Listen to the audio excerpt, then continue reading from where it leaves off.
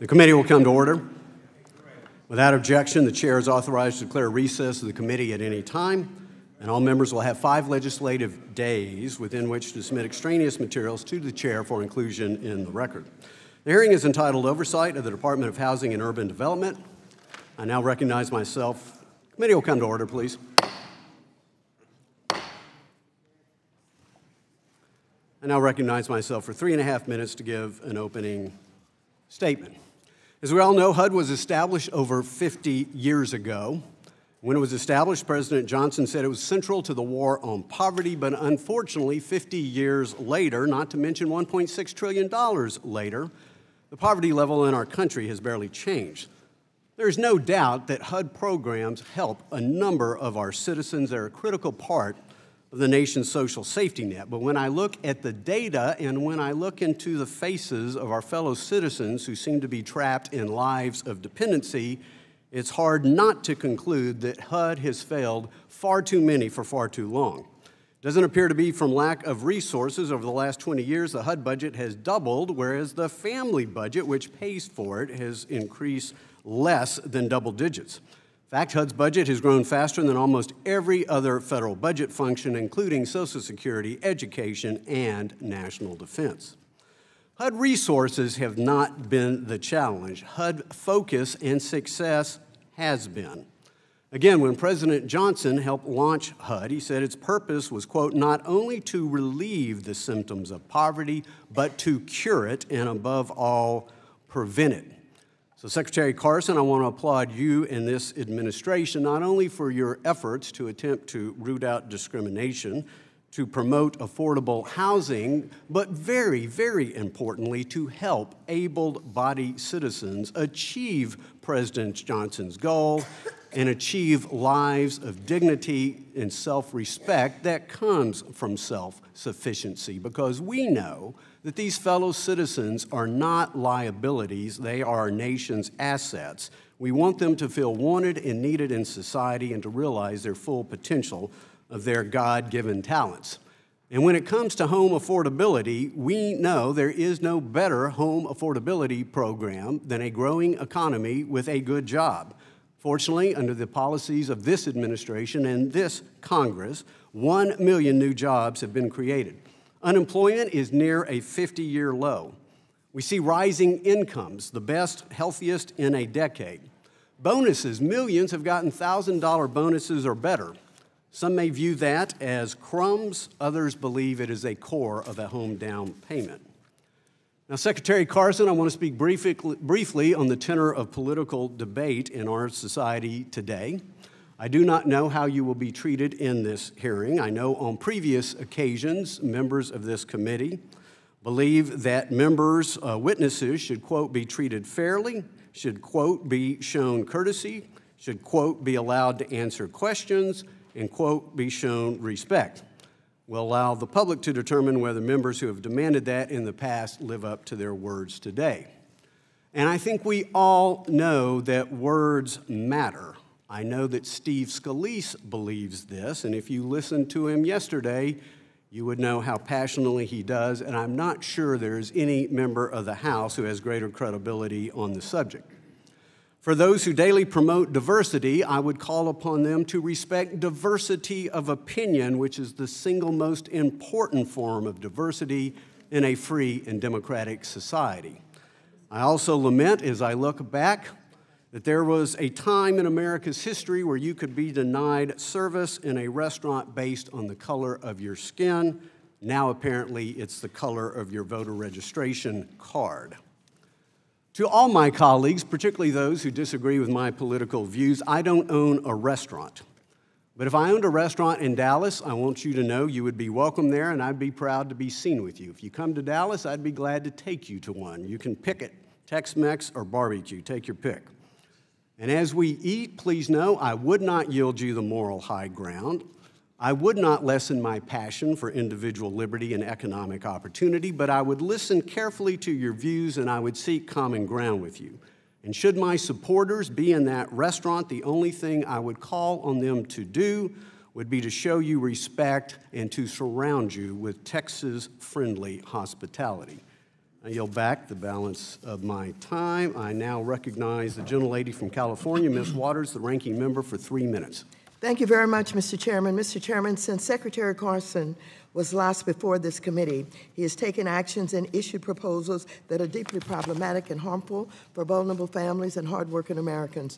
He has released an outrageous plan that will triple rents for the lowest income households and put 1.7 million Americans at risk of eviction and homelessness. He's also embraced steep budget cuts to important programs. The Trump administration's latest budget request to Congress would cut HUD's budget by 24% compared to current levels and would eliminate the Community Development Block Grant and the Home Investment Partnerships Program. I'm also very concerned about the actions Secretary Carson has taken to undermine fair housing in this country. Secretary Carson has stopped the implementation of HUD's affirmatively furthering fair housing rule, which requires that federal agencies and recipients of federal housing funds take proactive steps to affirmatively further fair housing. According to news reports, he has brought a halt to fair housing investigations and enforcement actions. He's even proposed taking the phrase inclusive and sustainable communities free from discrimination out of HUD's mission statement. To address these harmful actions, I've introduced legislation to restore the fair housing protections that Secretary Carson and the Trump administration have eliminated. H.R. 6220, the Restoring Fair Housing Protections Eliminated by HUD Act of 2018, responds directly to each action that Secretary Carson has taken to undermine fair housing. Congress should not stand by while the agency charged with ensuring fair housing turns its back on its mission and takes actions that roll back critical protections that ensure that all Americans have fair access to housing. So I thank the Secretary for coming today, and I look forward to hearing his testimony on these important issues. And as to the Chairman's comments about civility and about what he would do if he owned a restaurant, let me just say that I think every reasonable person have concluded that the President of the United States of America has advocated violence, he has been divisive, and he has been the one that has caused what we see happening today, where people are trying to push back on his policies and where people are trying to have peaceful protests instead of violence, but he continues to call names and he continues to challenge people in very violent ways. I'll quote to you some of his sayings. In his campaign, I quote, he said, "I'd like to knock the crap out of them." Further, he said, "You know what they used to do to guys like that when they were in a place like this? They'd be carried out on a stretcher, folks." And in addition to that, he also talked about the fact that if someone was hurt or while they were being assaulted, as he was encouraging them to do, he said this: "So if you see somebody getting ready to throw a tomato, knock the crap out of them. And would you, seriously?" Trump said, "Okay, just knock the hell out. I promise I will pay for the legal fees. I promise, I promise." So, Mr. Chairman, if you want to talk about civility, you start with the President of the United States and you implore him not to continue to promote violence, not to continue to promote divisiveness, and then I think he would be a better example and people would follow a better example rather than get trapped into what he's advocating, which is pure violence. I yield back the balance of my time. Gentlelady yields back. The chair now recognizes the gentleman from Wisconsin, Mr. Duffy, chairman of the Housing and Insurance Subcommittee, for 1.5 minutes. Thank you, Mr. Chairman. We don't take responsibility for our own actions. We should blame somebody else for our poor behavior and our incitement of violence. Mr. Secretary, welcome. I want to thank you for coming to Wisconsin and participating in our Homelessness and Hunger Summit. Coming to Wisconsin in January is not always the time that people choose to come and see us, but to rural Wisconsin, we had 400 people that came to hear you speak. I'm grateful for your participation. Want to take a moment and just talk about some of the things that we've been working on in the Housing and Insurance Subcommittee with your partnership, focusing on homelessness and low-income housing. We've done that over the last couple months together, and it's fascinating when we have common interests, the things that we can actually do together on a bipartisan level, which we've done. We voted bills such as the Family Self-Sufficiency Act and the Housing Choice Voucher Mobility Demonstration Act with unanimous votes. Bipartisanship can actually happen when we work together and with your participation. We can do great things in this committee when everyone does work together, including, again, working with HUD. Again, I'm grateful for your participation. And it's, I think, wonderful when our aim is working on programs that lift people up and out of poverty. We shouldn't measure success, and you always talk about this, Mr. Secretary. Don't measure success about how much money we actually spend, but what impact do our programs have on people's lives? What kind of opportunity do we give them? How do we give them a hand up and into self-sufficiency? I'm looking forward today to your testimony, but also hearing about your story and how you lifted yourself up, whether it was with support and opportunity that's brought you to this committee today. My time is up, and I yield back. Chair now recognizes the gentleman from Michigan, Mr. Kildee, member of the Housing and Insurance Subcommittee, for 1 minute. Thank you, Mr. Chairman. Mr. Secretary, I recently started an initiative in Congress titled The Future of America's Cities and Towns. You and I discussed some of this in your office a couple of months back. I want to just encourage you to engage on this subject. We have a whole subset of American cities that have continued to decline during periods of growth and in periods of recession. They seem to be consistently falling to the bottom. This is not an accident. It's the result of policy at every level of government. And I would just implore you to join with us in calling attention to the needs of a whole set of American cities and towns that continue to struggle. We have tools available, but not robust enough tools. Before I yield, though, I feel obligated to comment on the comments of the chair. I share his concern about the tone of public dialogue, but I will say this. I am very frustrated to see the ease with which some members of this body are willing to criticize some on the other side of the aisle, but not their own. I have criticized my colleagues when I think they have gone the wrong path, but I fear that I see so many who are suddenly invertebrate when it comes time to criticize the chief architect of the devolution of our public dialogue, and that's the President of the United States. Time of the gentleman has expired. The chair apologizes to the gentleman from Missouri. I should have recognized him first, but the chair now recognizes the gentleman from Missouri, Mr. Cleaver, the ranking member of the Housing and Insurance Subcommittee, for 1 minute. Thank you, Mr. Chairman. Thank you, Mr. Secretary. Yesterday, the Subcommittee on Housing and Insurance had a very interesting committee hearing, and we dealt with the issue of lead paint. And I know that there were some final rules, I think, put in place last year in 2017. We were having lived in public housing and knowing the dangers of lead paint and that it tastes sweet, which means it's a perfect invitation to kids. We in the committee on both sides of the aisle yesterday became very concerned. We had the IG here, and of course the IG was very critical of HUD in some areas as it relates to the lead paint issue. I talked about yesterday putting a 10-year plan together and declaring war on the end of lead-based paint in public housing. And that was one of the things that he criticized HUD on, is not having a goal in terms of dealing with this. So I'll probably continue it later in this meeting today. Thank you, Mr. Chairman. I'll continue, however. Time of the gentleman has expired. Today we welcome back to the committee the Honorable Dr. Ben Carson, Secretary of the Department of Housing and Urban Development. Secretary Carson has appeared before our committee before, so we will forego the usual introduction. Secretary Carson, again, welcome, and you are now recognized for 5 minutes to give an oral presentation of your testimony. Thank you, Mr. Chairman and Ranking Member Waters. Members of this committee, thank you for inviting me to testify this morning. HUD has made tremendous progress since I testified in October, and I'm so pleased to have this opportunity to update you on those developments and to discuss other innovative solutions to our nation's housing and community development challenges. June is National Healthy Homes Month, an important recognition of the significance of the home to our overall health. As you know, prior to becoming HUD Secretary, I was a doctor. In the course of treating countless young children, I knew I could treat the patient's symptoms or I could treat the patient. The patient's home must be a part of a holistic approach to treating that patient because you can't be healthy if your home is sick. June is also National Home Ownership Month. Central to HUD's efforts to support responsible home ownership are the programs at the Federal Housing Administration.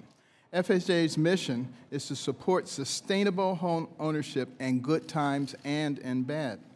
Maintaining the health of FHA's single-family insurance fund is critical if we are to continue to be an affordable source of credit for first-time, low and moderate income and minority home buyers.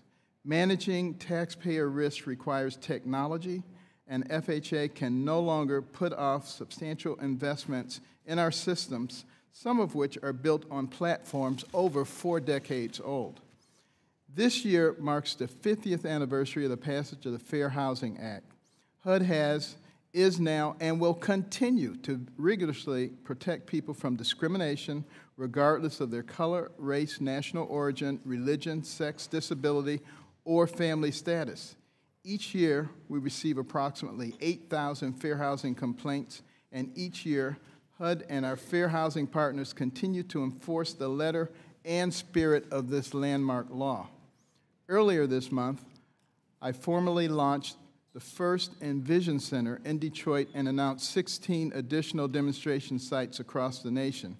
Envision Centers offer HUD-assisted families access to a range of support services to move their lives onto a stronger financial footing and help them along the road to self-sufficiency.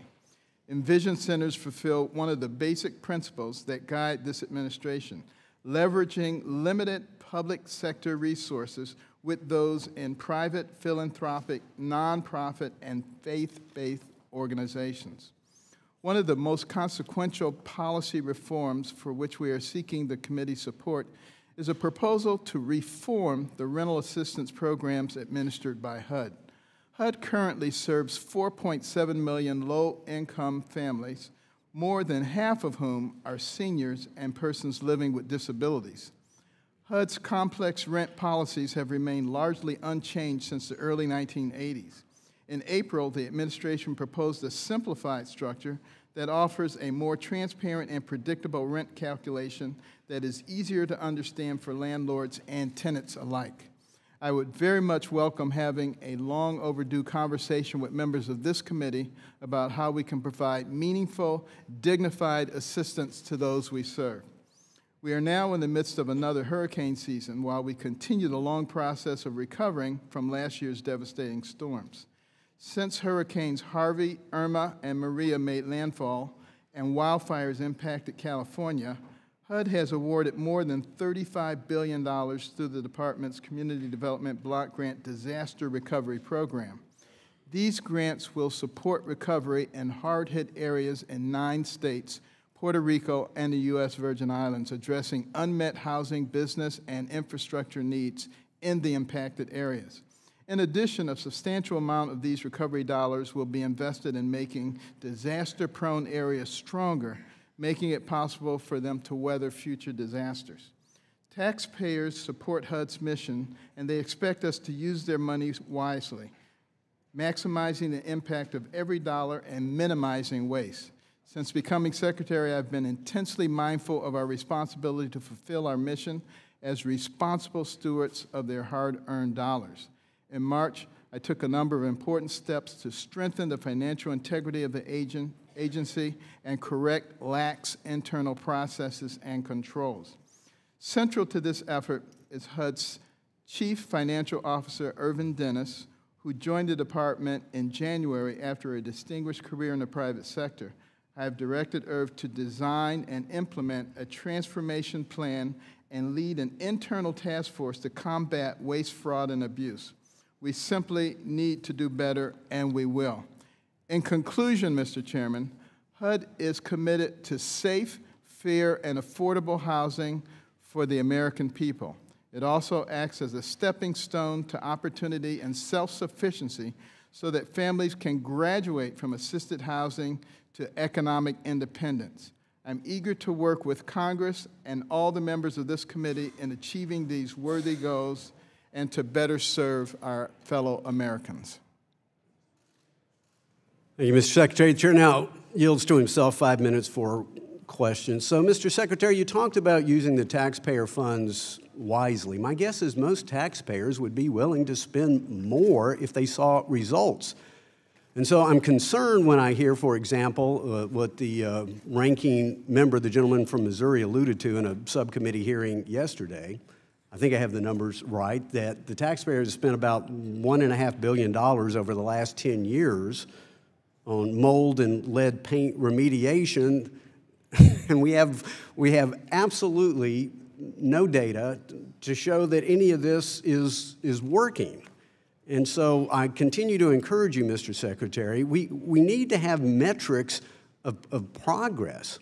And so, as you well know, Section 8 is the main housing program that you oversee. We know that there are a lot of elderly people with Section 8 vouchers. We know there's a number of disabled, but there's also able-bodied people who need to have paths to independence. And so, again, I'm curious, and I've been on this committee a long time, and I've yet to see HUD develop any metric of success.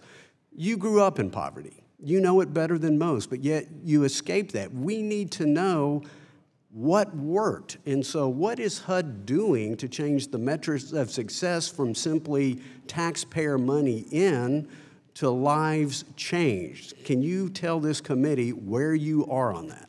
Yes, thank you for that question. Obviously, in medicine, we are very focused on metrics. And the reason that life expectancy in this country has gone up so much is because we looked at data, looked at evidence, and changed policies in medicine for that reason. And the same thing is happening at HUD right now. We are looking at actual data.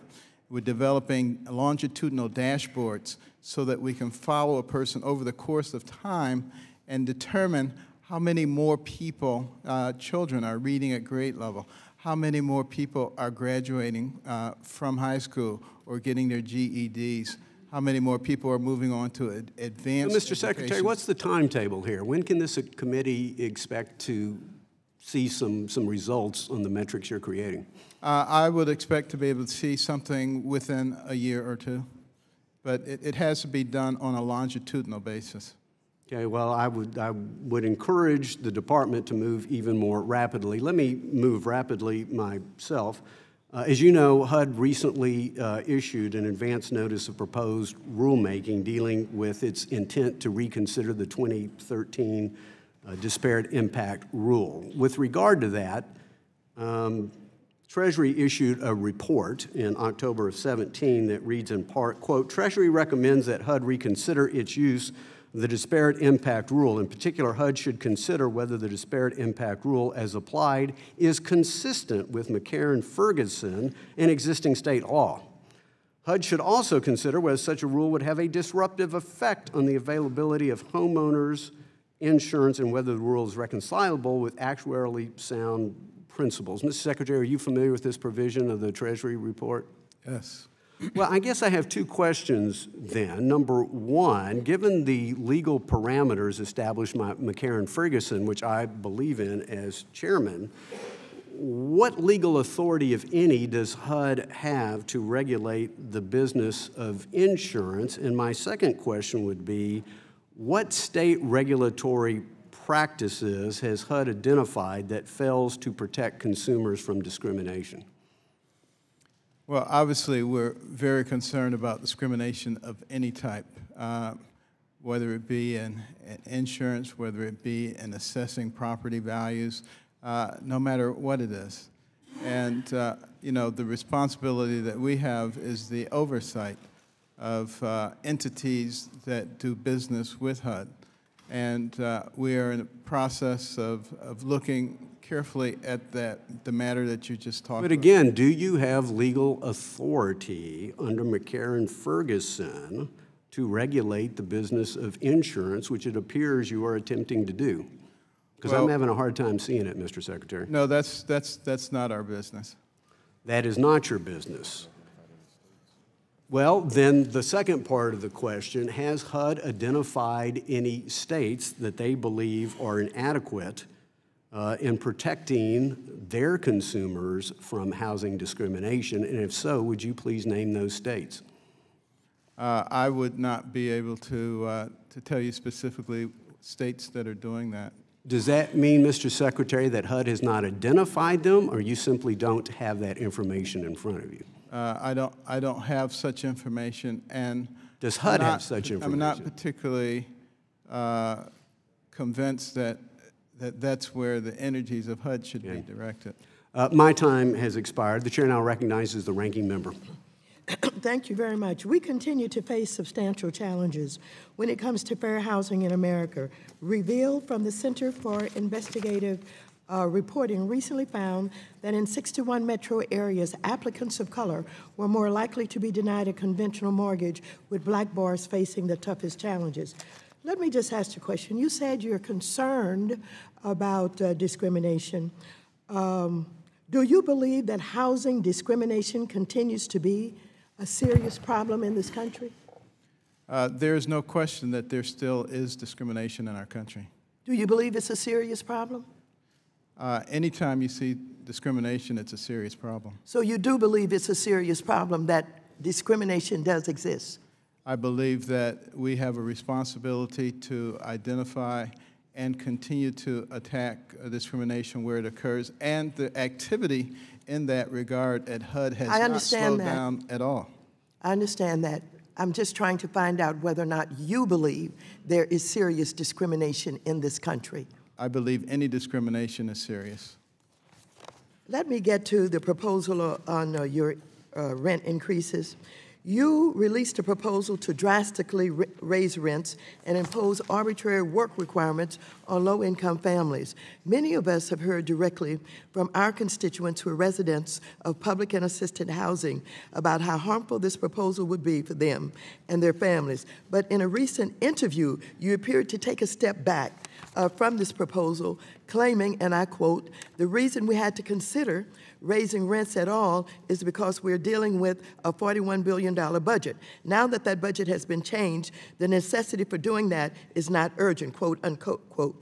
So before we get into some of the details of your proposal, I want to start by asking you, do you stand by your so-called, quote, "Make an Affordable Housing Work Act" that would triple rents on the lowest income families? Are you here today to continue to urge Congress to pass this harmful proposal?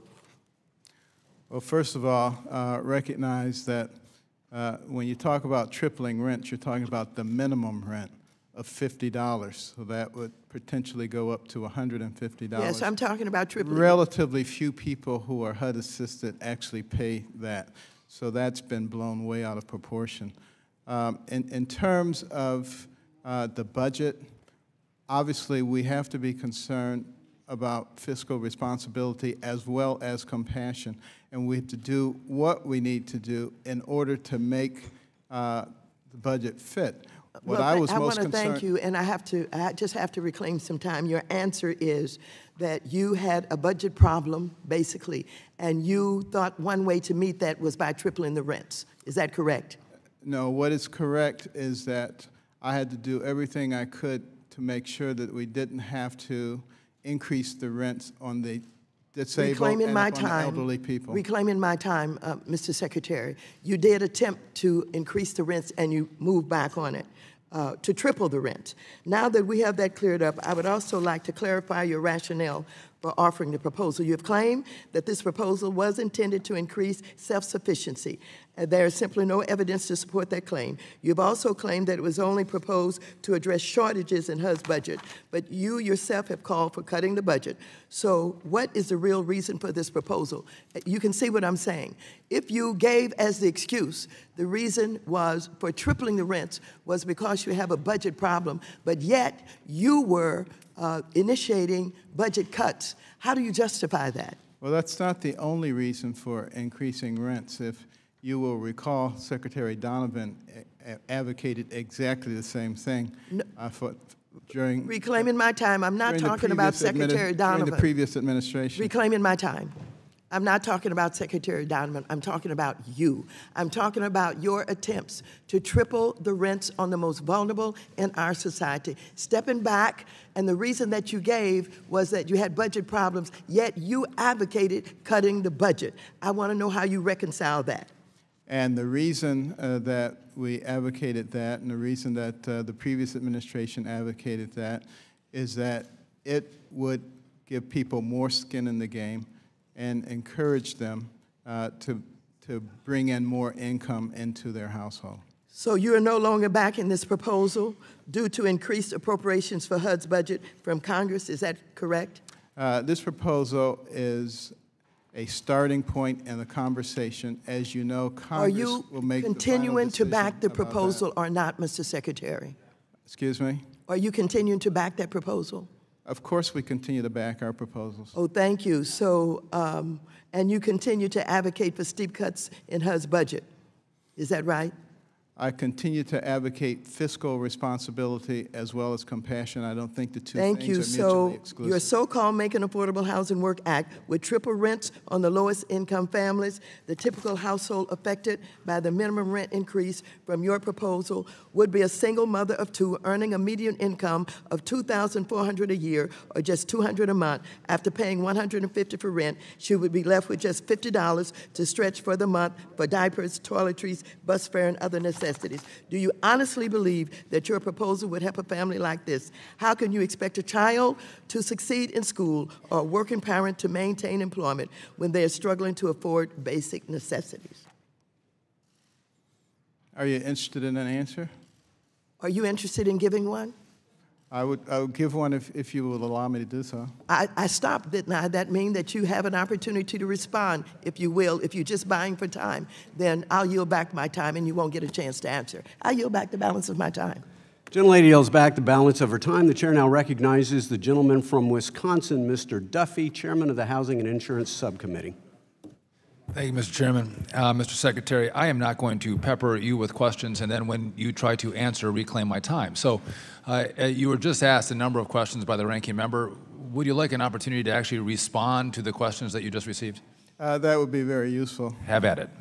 All right. Well, in fact, the reason that we've offered a rent reform proposal is because there are so many perverse things in the system that exists now that really hasn't been changed, for many decades. And we need to be able to respond to those because we want people to actually be able to move out of assisted housing and to realize the potential that God gave to each individual. So are you saying you want people to actually be self-sufficient? Exactly. Get out of the program? Exactly. Not spend a lifetime in the program? That's exactly right. Oh, interesting. And that's one of the reasons, for instance, in that proposal, which is something that many people don't want to talk about, we've increased the amount of time to 3 years that you have to reaffirm your income upon which the rent is based. That way, you're not discouraged from taking that raise. You're not discouraged from going out and getting a better job. You're not discouraged from getting married, bringing in another income into that family. Those are the kinds of things that are perverse incentives that have kept people mired in poverty. We want to change those things. Now, Secretary Carson, by chance, do you have any life experience that might lead you to the conclusion that it's helpful to move yourself out of assistance and into self-sufficiency, or were you born and raised in the finest neighborhoods of your community? In fact, I've had much experience living in dire poverty. In dire poverty. And actually being homeless and being at the mercy of relatives to take us in for 6 years while my mother worked 2 to 3 jobs at a time. But my mother was a very wise person, and she recognized what was necessary. She didn't listen to a lot of people who were bemoaning their circumstances. And she always told us what we could do rather than what we couldn't do. But what happens now is a lot of people have become victimized. They believe that someone else is in control of their destiny, that the American dream is not for them. This is something that we want to change. And I know that that goes against the status quo. I know that, that many people believe that anything that you do that changes that dependent status is evil and is mean and that you're working against the people. But the fact of the matter is that is absolutely not the case. And a lot of those people who say, you know, you hate poor people, why are you doing this? And what is it about your history that made you like that? Is it maybe the fact that I did grow up in those circumstances and see the problems that were associated and see what kind of things got people out of those situations? Is it perhaps because I became a pediatric neurosurgeon and spent countless hours trying to save young children's lives? Is it maybe the fact that you know, I developed a program at Hopkins where I brought in 700 to 800 students at a time to talk to them about how they could improve their lives? Is it about the fact that maybe my wife and I started a scholarship program, which is available in all 50 states now, that recognizes not only academic achievement but humanitarian qualities, because we want to develop leaders of our country who are not only smart but who care about other people? Maybe those are the things that make people think that I hate people. Vice Chancellor, so you, well said, Dr. Carson. You come from the poorest of the poor. You become a world-renowned neurosurgeon, saving children's lives. Something must have gone right in your life to bring you from where you started to where you ended up. And maybe you could have taken the lessons of that success story and now be in a great place to actually implement those lessons and help other young people become the next Ben Carson. Is that a fair enough assessment? That's a very fair assessment, and I would hope at some point that many people who are oppositional would actually stop and spend time discussing with us what we're doing, and I think they would recognize that it is not a useful thing to just harp on the talking points of those who oppose people getting out of poverty. I only have 20 seconds left. You talk about your mom a lot. I know you just lost her as well, and I'm sorry for your loss. But if you were acting uncivil, and you told your mother, but Mom, I'm acting uncivil because someone else was uncivil to me, what would she say to you? She would say, your guide should be what is right and not what other people do. I yield back. Time of the gentleman has expired. The chair now recognizes the gentleman from Missouri, Mr. Cleaver, ranking member of our Housing and Insurance Subcommittee. Thank you, Mr. Chairman. I want to return to the whole issue of lead-based paint. And unless I misunderstood the committee yesterday, I think everyone was pretty much on the same page with our concern. The government, before any of us were involved, did outlaw lead-based paints in 1978, I think, or thereabouts. And so I think we've made significant progress. But I think the report shows that there are about 4 million children in the United States who are still living in and around lead-based paint. And I believe, and I said this in the subcommittee hearing yesterday, that we can fix this problem. And I think the IG has laid out some recommendations, or he pointed out some flaws, but we can use those as recommendations to move forward. One of them, he said, we'd like adequate oversight of lead-based paint reporting and remediation. If we can start there, is there, I mean, there's a committee in place, and I think they met last in February, dealing with this issue. Do you have any progress report on where they are? I'm assuming, because it's multi-agency. Agency. Yes, there is a multi-agency task force. Thank you for that question. First of all, as far as the IG's report is concerned, it encompassed a period of time from January 2014 until December 2016, prior to this administration. This problem goes, this has nothing to do with administration, this has something to do with kids. No, I understand. Yeah. And this is a very big priority of mine, particularly coming from my background in neuroscience, recognizing the profound effects that lead can have on the developing brain. That's why we've made it a priority since I've been here. as the IG did note, that we've taken into consideration all of those things and have made those appropriate changes. And, you know, we're providing tremendous oversight now because there are requirements for all of the subsidized housing areas to report on a regular basis what they have done in order to monitor for lead. And then if they discover anybody with elevated blood levels, they have an obligation to report that, and they have to work through either a physician or through the health agency. And we are following up on each one of those instances, and it is making a difference. Thank you. Mr. Duffy and I both agreed, and every one of our panelists yesterday agreed. I would raise the question, you know, can we eliminate this problem? Everybody says yes. I agree too. And so I said, is it realistic for us to declare war and say by the year, whatever, we are going to eliminate lead-based paint as a problem in the United States of America? Now, not all of it is in public housing, so we're talking about people who are living in houses and that are not public housing and completely unaware of the dangers of lead-based paint. But I know the damage you can do I don't know as well as you. This is your area. But is it realistic? Can you accept the challenge of meeting with this multi-agency group and saying, look, we can solve this problem, and then let's all get together, declare war. The taxpayers would love it if we could end a problem and not have to revisit it again. I agree with you very much.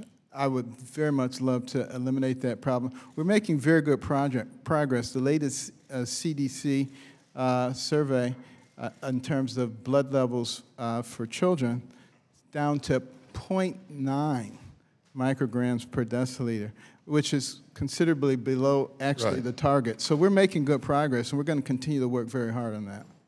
I think my time is running out. Thank you, Mr. Chairman. Gentleman yields back. The chair now recognizes the gentleman from Missouri, Mr. Lukemeyer, chairman of our Financial Institutions Subcommittee. Thank you, Mr. Chairman, and welcome, Mr. Secretary. Thank you. During past administration, I expressed serious concern over the state of FHA. We saw years where FHA employed lax underwriting standards and cut guarantee fees, creating tremendous taxpayer exposure. Can you give us an update as to the current financial state of FHA, how their delinquencies are going, and are there aspects or trends to FHA's business that cause you concern? Well, first of all, we're very grateful that we finally got an FHA commissioner. He's been in place for almost a month now, and that makes a very big difference.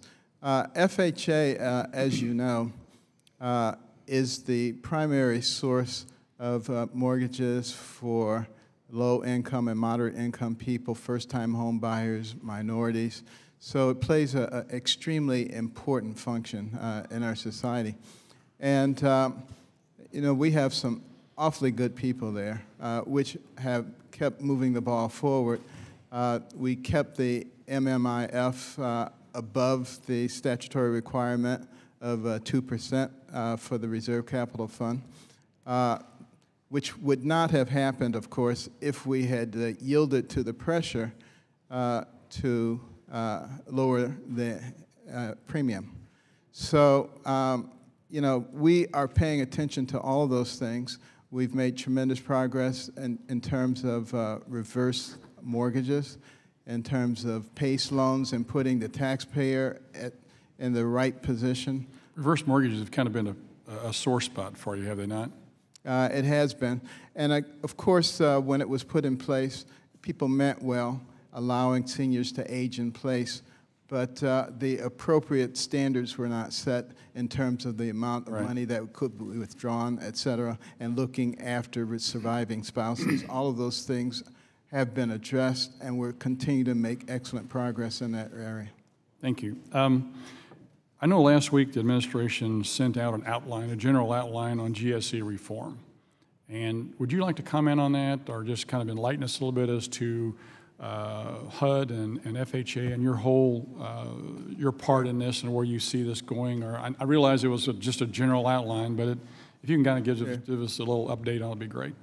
Well, in terms of the housing crisis, it's really the last piece that's left is really GSE reform. 10 years later, they're still in conservatorship. Right. That, of course, places taxpayers at additional risk. So I love the fact that many people are now starting to talk about how do we get them out? How do we put them on a playing field in the secondary market with potentially other private sector guarantors to create real competition and still have an appropriate guarantee so that we encourage capital in the market from foreign areas. All of that is an appropriate thing to do, but what we need to do is lessen the taxpayer exposure, increase, I think, private capital in the secondary market. I think that would help us out quite a bit. Well, you bring up a great point there, because I know that one of my colleagues has got a great bill that we're trying to look at going across the board with regards to the government as a whole and see once where reinsurance could come into play to protect the government on the guarantee side so that there would not be any taxpayer exposure. Would you be supportive of something like that? Absolutely. I think those are the kinds of things that we need to be looking at, carefully exploring. The other thing we have to do, obviously, because this is such a big part of the American economy, is we have to make sure that we don't do things that cause a big shock to the system. And then the other point I would just take a moment to reinforce as far as FHA is concerned, we're dealing with very archaic IT. And we're dealing with an almost $1.3 trillion portfolio. We cannot afford to put that kind of money at risk by not tending to the IT platform. I see my time is about done. I'll yield back the balance of my time, Mr. Chairman. Gentleman yields back. Chair now recognizes the gentlelady from New York, Ms. Velasquez. Thank you, Mr. Chairman. Secretary Carson, the New York City Housing Authority needs an estimated $25 billion in capital repairs. And earlier this month, after years of investigation, NYCHA signed a consent decree with the U.S. Attorney's Office for the Southern District of New York and HUD, in part for its extensive lead and mold problems, as well as for its failing to provide sufficient heat to its residents during the winter months due to the ongoing maintenance challenges related to its boilers. In your expert medical opinion, do residents face a health risk for living in these buildings? Yes, I was extremely concerned when I learned about the challenges, not only with the lead, but with the mold, with the elevators, particularly with some of the elderly people there, with the heating and cooling systems. Absolutely ridiculous, and that's why we entered into this with the EPA and with the Department of Justice, because quite frankly, we were outraged that that would be going on, and it was done on the basis of false reporting. Thank you, Dr. Carson. So during your confirmation, you stated a renewed focus of lead-based paint hazard reduction. That is what you stated at your confirmation hearings. Since becoming secretary, what has HUD done to address the issue in public housing?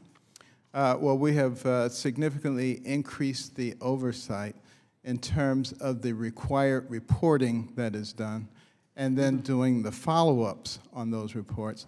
When we get evidence of anybody, particularly a child under the age of 6 with elevated blood levels, pursuing that situation to the apartment that they live in or the house that they live in, making sure that remediation is done, and also, if it happens to be a multifamily dwelling, making sure that any other apartments in that dwelling that have children. Okay, so you're doing proper oversight. Absolutely. So under the new consent decree, NYCHA will be overseen by a federal monitor for 5 years in order to ensure NYCHA complies with the decree's remediation requirements and capital repairs.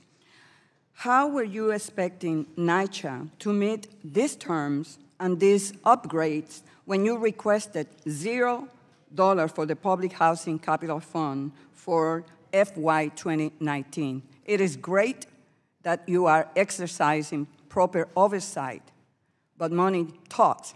So here you are in your hearing, in confirmation hearing, saying that children's health in public housing is going to be a priority.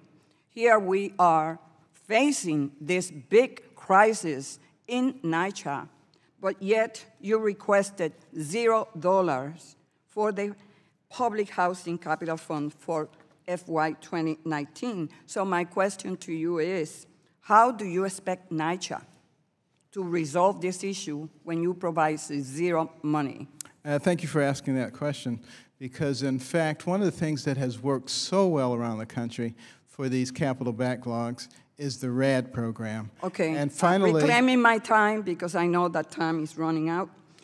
You know that the ranking member requested the GAO to conduct an investigation, and they issued a report earlier this year where they concluded that public-private partnerships such as RAD, the effects, long-term effect and impact of RAD are not clear yet. So the GAO report said that the amount of private financing RAD is able to leverage that they claim to leverage is higher than what is actually true. That is the GAO, the arm of the Congress. That is what they concluded. So in light of that, are you going to reassess the responsibility and the role of HUD in providing capital funds to make repairs and to deal with the issue of mold and lead across the country? Well, you know, we could have a real discussion about the GAO's finding with RAD, but I will. Oh, you're going to question now the GAO? But what I will say is that, you know, we are continuing to provide significant capital for NYCHA. Zero capital, sir. You requested zero capital. You cannot have it both ways. I'm talking about the actual facts. Time of the gentlelady has expired. The chair now recognizes the gentleman from Michigan, Mr. Huizinga, chairman of our Capital Markets Subcommittee. Dr. Carson, good to see you. I'm up over here. So I want a lot of ground I want to cover here quickly. First and foremost, I know that you were in Michigan recently, in your hometown of Detroit, yes. And wanted you to maybe touch on the Envision centers that you had discussed, and in fact, there was a great quote from Mayor Duggan from Detroit, who added, who said, quote, "Envision centers are about bringing services to people in neighborhoods, and I am thankful that our partners at HUD chose Detroit to open the first one in the country. This new center will make the most of these services and facilities to serve the community," close quote. So I'd love to hear a little bit about the Envision centers and the trip, and then maybe if you can touch on opportunity zones. And then I want to talk and transition a little bit into how do we make sure that FHA, Fannie, and Freddie, and the rest of the alphabet soup in the housing industry, how do we make sure that they're running efficiently, and how do they share that information? And can we get some common language on that? Because I believe we all have a common goal, which is, as you said, and I wrote this down, graduated from assisted housing. That's exactly what I know when I was in real estate. That was one of my goals, was to help people experience that opportunity. And we all know that opportunity actually equals compassion. It's not just sheer dollars getting thrown at a program. So please tell me a little bit about Envision and then opportunity zones. Well, the Envision centers are basically a mechanism whereby we can bring the resources to the people who need the resources. So we're talking about federal, state, and local, as well as private sector, nonprofits, and faith-based organizations. All have things aimed at helping people and helping people to achieve self-sufficiency, some of which I didn't even know about. So I've been thrilled to see the responses people have come in to offer things.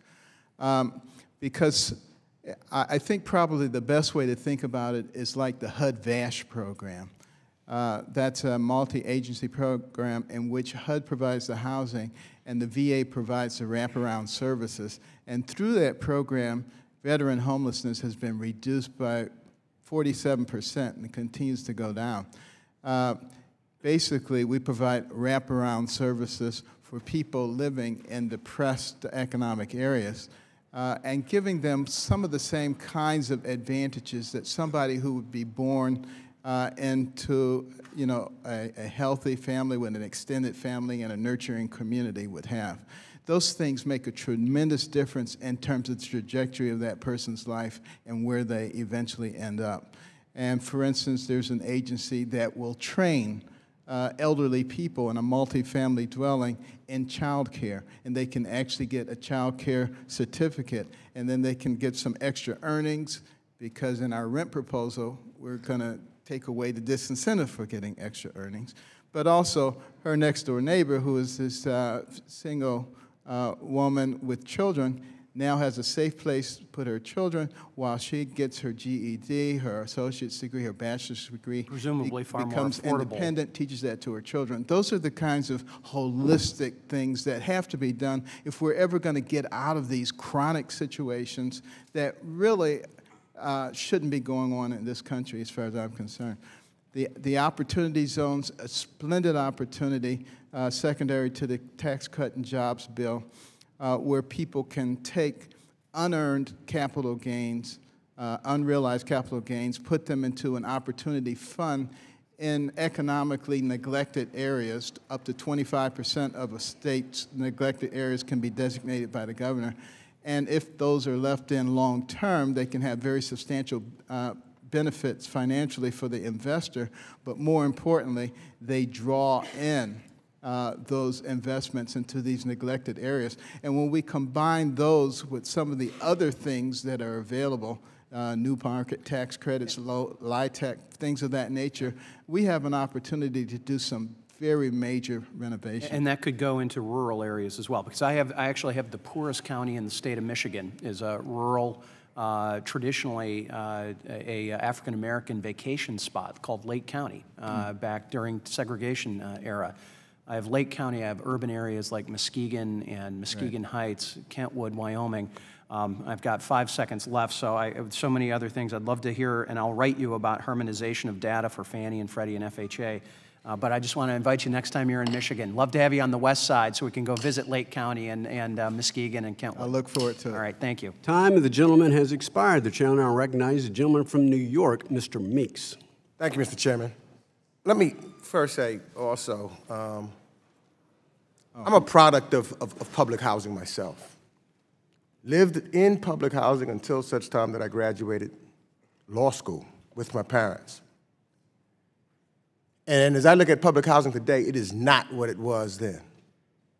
The investments that were being made into public housing so that a child like me would have an opportunity and the friends that I have would have an opportunity are not there.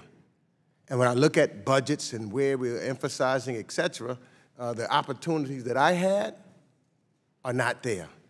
And what I'm trying to get is a clear vision of where we're going, because I still don't see under the current proposals how we get to there, those things that benefited me and my parents.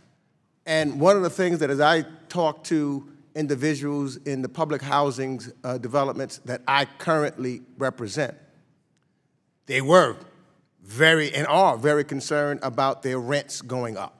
It's probably the #1 issue that's come to me. And in that proposal, and I understand that you're saying now that it's not, but in that proposal, the proposal that you had, which becomes even more troublesome, is how do you get to deducting or not? So in your proposal, I think that you proposed, for example, to eliminate deductions for medical costs, child care costs, which I know in a city like mine can be very great. So if you take away those deductions, then the person is going to be compelled to pay a much higher rent if they can't take that away from what they have to pay to afford their family. So my first question is, do you concede that if you take away those deductions, that this policy will make rent much more expensive for individuals? We've looked at that. We've looked at the statistics and the numbers and the number of families who would be affected. Primarily, you're going to be talking about elderly people when it comes to the medical deductions, and we've already protected them. And when it comes to the child deductions, the new tax plan actually doubles the child deduction. So that comes out to pretty much a wash. Well, no, I think that, I mean, I look at my case, if my parents, you know, couldn't take in the my brothers and sisters, we had, you know, I had a brother and two sisters, if that cost went up, it was the rent that allowed them to prepare me, or give me the opportunity to go to school and some other things. If they could not pay that rent, we would have been on the street. I wouldn't be here today. And so, you know, when I look at, and because the other thing that I think that is unfortunate is the stereotyping that a lot of individuals in public housing get, that no one in public housing works or anything of that nature, when if you look at, I believe right now, over 75% of the individuals that are living in public housing are workers. They're working now. They're what we call the working poor, many of them.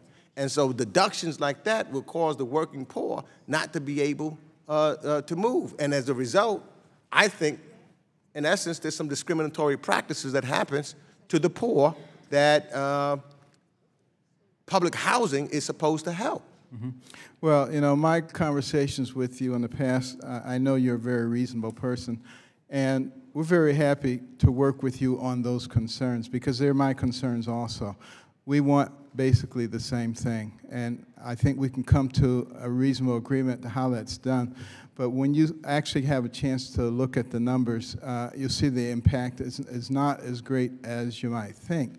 But one of the things that is very impactful is the fact that we have approximately 3.2 million different rents being paid, because people who have very similar incomes can have very different.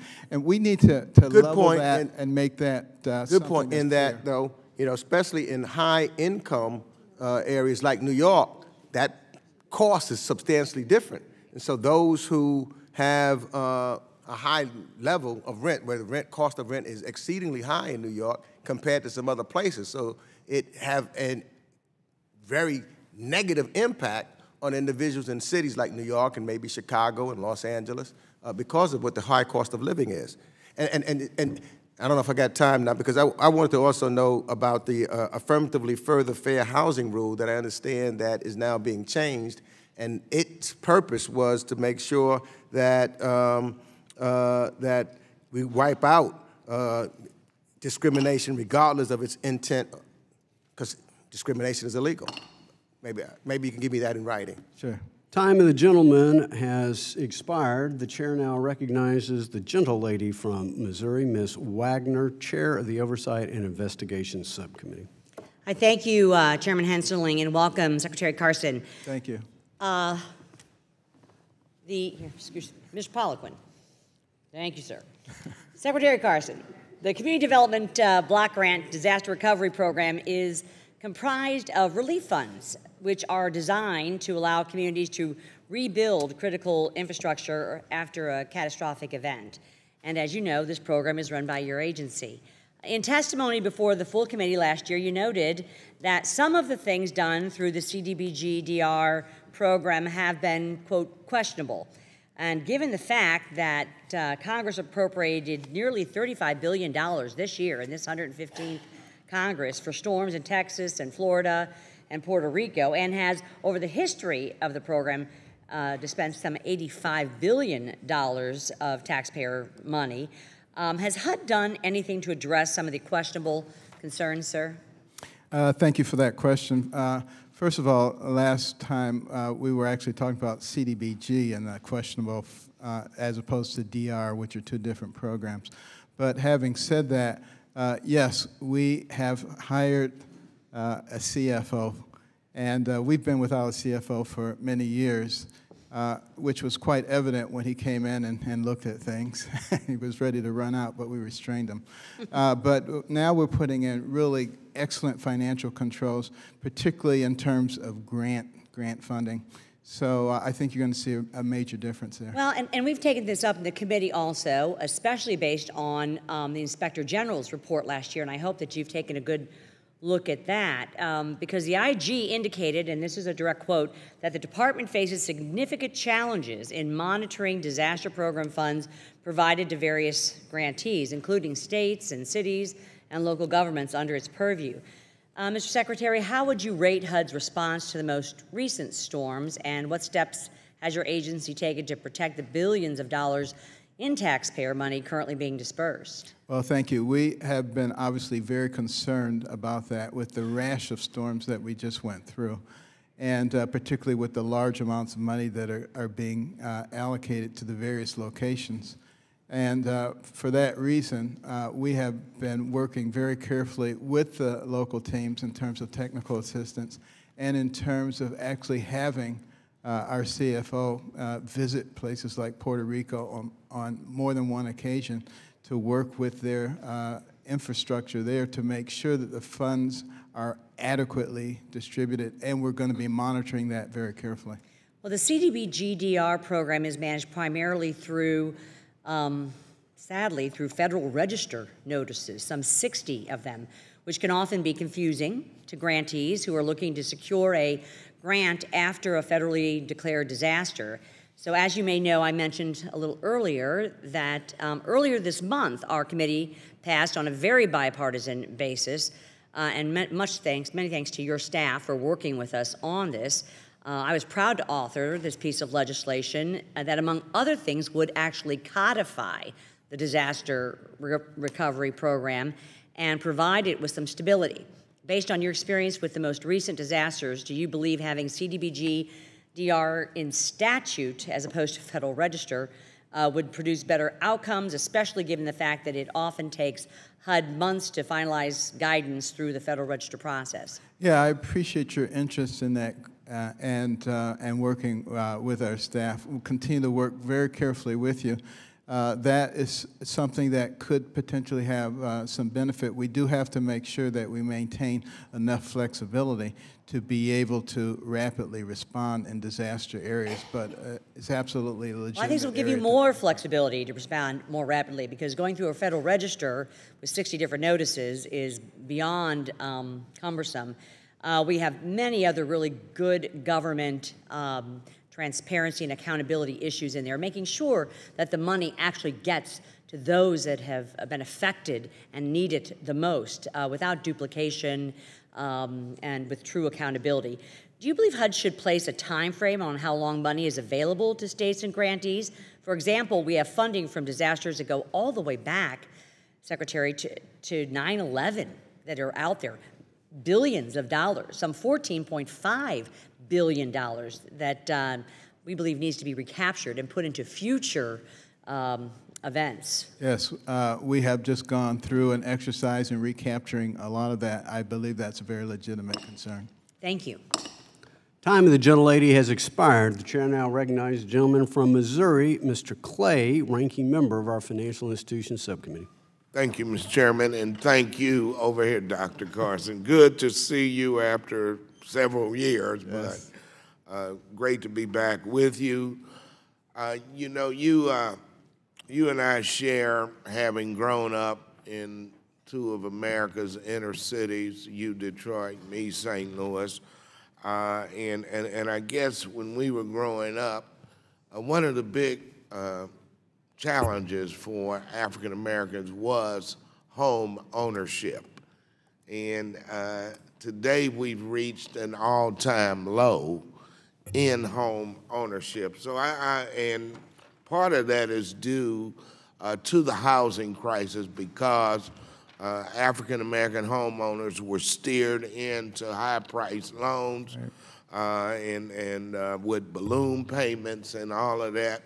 And so what I'm looking for is a way that we could work together on how we help bring those numbers up in home ownership. And you know what the value is of home ownership in our society, because we know it helps families build wealth. So would like to hear how the FHA and GSE may be connected to how we increase home ownership in our communities. Yeah, well, thank you for your concern in that area, because it's a great concern of mine also. The average renter has a net worth of $5,000, the average homeowner $200,000. There's a 40-fold difference. But we have to obviously do it carefully, because the way things were addressed, you know, before the housing crisis, they didn't consider the fact that putting somebody in a house they can't afford is not doing them a favor. They lose the house, their credit, and their future opportunities. So we never want to go down that road again. But we do have to look at some creative and innovative things. Some of the self-sufficiency programs, for instance, that we have. One of the things that we're working on now is a way that we take part of the monthly subsidy and put it into an escrow.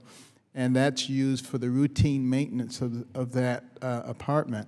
So if there's a lot of routine maintenance, the screens already have holes poked in them, the lights are always replaced, you're always calling the plumber, it's not going to grow very much. But if you learn to start thinking like a homeowner, and you learn how to fix some of those things yourself, it does grow. And when you leave, if you can get that money for a down payment, because that often is the major barrier.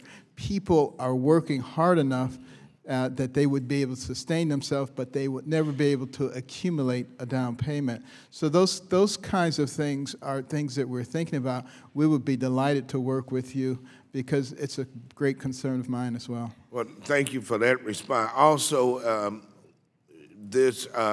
having just celebrated the 50th anniversary of the Fair Housing Act, as you know, HMDA data is quite important when you think about redlining and how banks and mortgage companies treat different classes of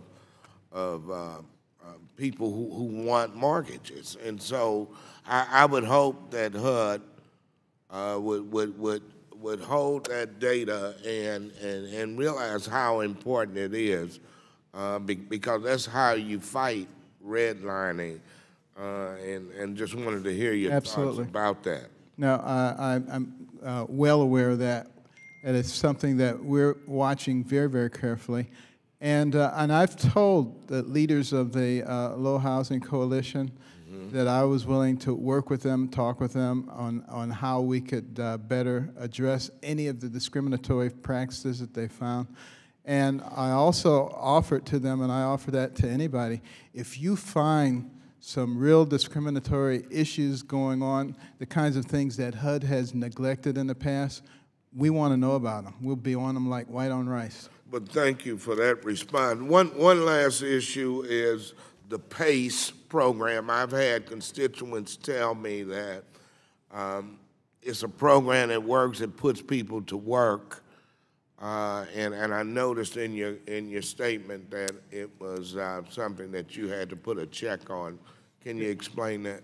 Yeah, because the PACE loans were placed in front of the FHA. So it really put the taxpayers at risk. That's why. I see, and my time is up. I yield. Time of the gentleman has expired. The chair now recognizes the gentleman from Kentucky, Mr. Barr, Chairman of the Monetary Policy and Trade Subcommittee. Thank you, Mr. Chairman, and Mr. Secretary. Again, thank you so much for visiting our district in central Kentucky last January and visiting the Hope Center and Recovery Kentucky and St. James Place and Shepherd's House, Chrysalis House, Revive Life House, all of those wonderful nonprofits that showcased a transitional housing model for long-term addiction recovery. Great examples. Well, we really appreciated you learning more about that and being open to supporting through HUD programming these models of supportive housing and support and care management to reduce substance abuse and addiction. The University of Kentucky did a study, as we shared with you, that showed that these programs result in avoided costs of $2.71 for every dollar spent, because it leads to addiction recovery, long-term addiction recovery, and self-sufficiency. I love what you're doing with these Envision centers. I read with interest your commitment to the Continuum of Care program to help fight the opioid addiction crisis in our communities, and again, contribute to that long-term objective of self-sufficiency and recovery. How is HUD, in addition to those things, how is HUD partnering with nonprofits, faith-based, and other private sector entities to improve access to counseling and treatment for opioid addiction and other substance abuse disorders? Well, that's one of the real pushes in the Envision Centers is the counseling and the prevention. The prevention is incredibly important. I don't think we've really talked about it enough because it's very easy for a person to become addicted. You can do that within a matter of 5 to 7 days. But the changes that occur in the brain generally take somewhere between 12 and 18 months to reverse. So this is an incredibly serious issue, and it can happen to anybody across all demographics. None of us needs to look down our nose at somebody who's addicted to opioids, but we do need to be working on what we can do to ameliorate that situation because we're talking about the workforce in our nation. And thank you for what you're doing with these Envision Centers. And Congress, we want to help provide that flexibility that you've requested. The Thrive Act was passed by the House earlier this month, and that provides a demonstration project for housing choice vouchers to these nonprofits to provide for a model supportive housing, transitional housing for long-term addiction recovery. So we want to continue to work with you on that issue. Thank you for working so hard on that issue. Secretary, we appreciate your commitment there. As you know, Mr. Secretary, regulations should not unnecessarily limit choices or add to the cost of a home, but this unfortunately has been our experience with HUD regulations on manufactured housing. HUD regulations are raising costs for consumers, reducing their options for popular amenities with no safety or consumer benefits. Examples of this include extensive new requirements for home features that are completed after a manufactured home is delivered on site, including French doors, tiles surrounding the bathroom, and carports. I want to commend you and your department for announcing a comprehensive review of all regulations impacting manufactured housing. I appreciate your recognition that those regulations governing manufactured housing require a full and thorough review.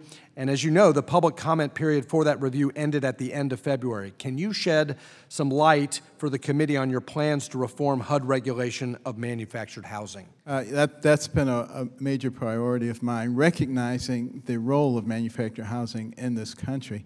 10% of single-family housing is manufactured housing. 22 million families. And, you know, the regulatory burden has been absolutely ridiculous. It prevents, for instance, like in New Mexico, the oil workers, you know, they can't, you know, use a manufactured house because of some of those regulations. We're looking at those. We're getting rid of those so that it makes sense, so that we can use them, because manufactured housing has made so much progress. You would not be able to tell a manufactured house from a site-built home anymore, and they stand up to hurricanes much better. And when we talk about empowering low-income Americans to help them achieve that dream of home ownership, we need to unleash manufactured housing, not just in rural areas, but all across this country as an, as an opportunity. It's one of the solutions. Yeah, absolutely, sir. And then finally, we hear this refrain from many of our colleagues on the other side of the aisle that the tax bill was tax cuts for the rich. You hear that a lot, even though, according to the Nonpartisan Tax Policy Center, households in the top 20% of income earnings will pay more in 2018 compared to last year in terms of the total income taxes collected. And by contrast, those in the lower 60% of income earnings will contribute less. So I just want, my time has expired, but these opportunity zones is an example of the tax cuts helping low-income Americans. Well, time of the gentleman has expired. I yield back. The chair now recognizes the gentleman from Georgia, Mr. Scott. Thank you, Mr. Chairman, over here. Welcome back. Thank you. Good to have you, Secretary Carson. Secretary, I examined your background and looked at your bio, and you and I have some things very much in common. Both of our parents did domestic work, and mine, for example, I lived with them. We did shit. My mother was the cook and maid, and my father the chauffeur and butler up in Scarsdale, New York, where I was not only the only African-American kid in my school at Fox Meadow and Scarsdale Junior High School, but I was the only African American in the whole city, only African American kid in the whole city of Scarsdale.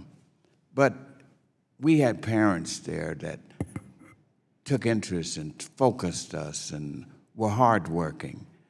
And without that, plus a helping hand, many helping hands, for us to come to where you're sitting as a cabinet official for the President of the United States, and of course me in my 15th year as Congress, who wouldn't have made it without loving parents that gave us that discipline, courage, but also the helping hand. You all the way to becoming a neurosurgeon. How mighty is that to come from your background, me coming from mine, sitting in Congress. And here we are, sitting one to each other. But it's the helping hand. And what is so problematic to many people in this country is your inability to understand that zeroing out the budget for the one major helping hand for the poor, the CBDG program, that's gotten over 400,000 jobs for people, 1.8 million homes there, and you're zeroing out that budget. And I want you to think hard, man, about those helping hands. Because when you zero out the budget of the CBDG program, you're cutting off the helping hand for the poor.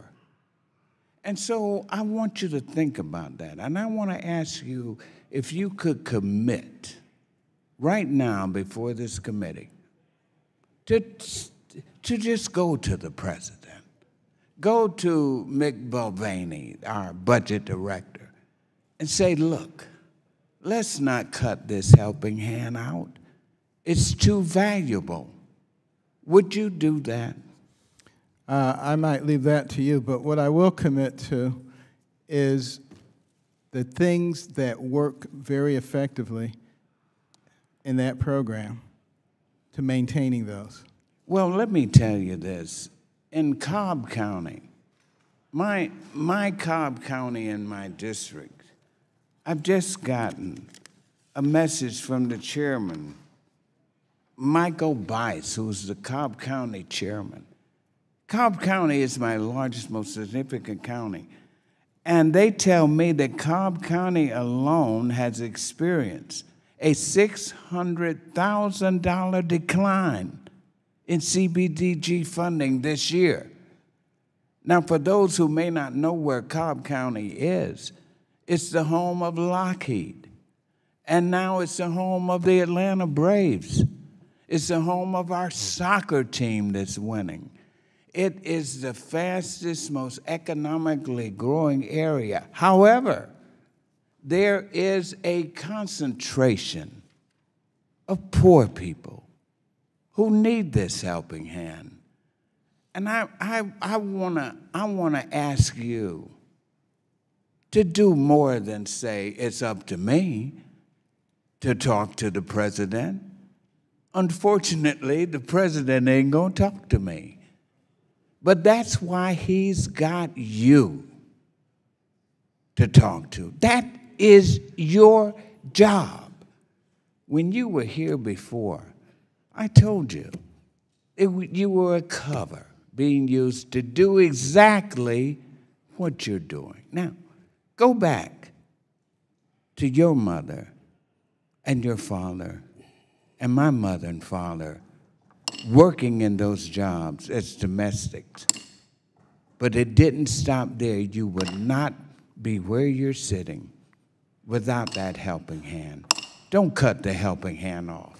Time of the gentleman has expired. The chair now recognizes the gentleman from Oklahoma, Mr. Lucas. Thank you, Mr. Chairman. And Ms. Secretary, it's good to be here with you today. Thank you. As is typically the focus of the committee, when someone like yourself comes, we have a very strong perspective of from the point of view of our districts. And I'd like to chat for just a moment this morning about the administration's proposed Delivering Government Solutions in the 21st Century reorganization plan. Within that proposal is a proposal, I should say, to combine the Office of Rural Housing Service from the United States Department of Agriculture into the Department of Housing and Urban Development. Now, I acknowledge to you I represent a very rural district, and potentially there might even be more cows than people in my district, but that's okay too. But rural communities face unique challenges, in many ways different and perhaps beyond those of the typical federal housing agency buyer. In fact, eligible rural homes may not always meet FHA's housing standards due to the rural nature of where they are and the infrastructure around them.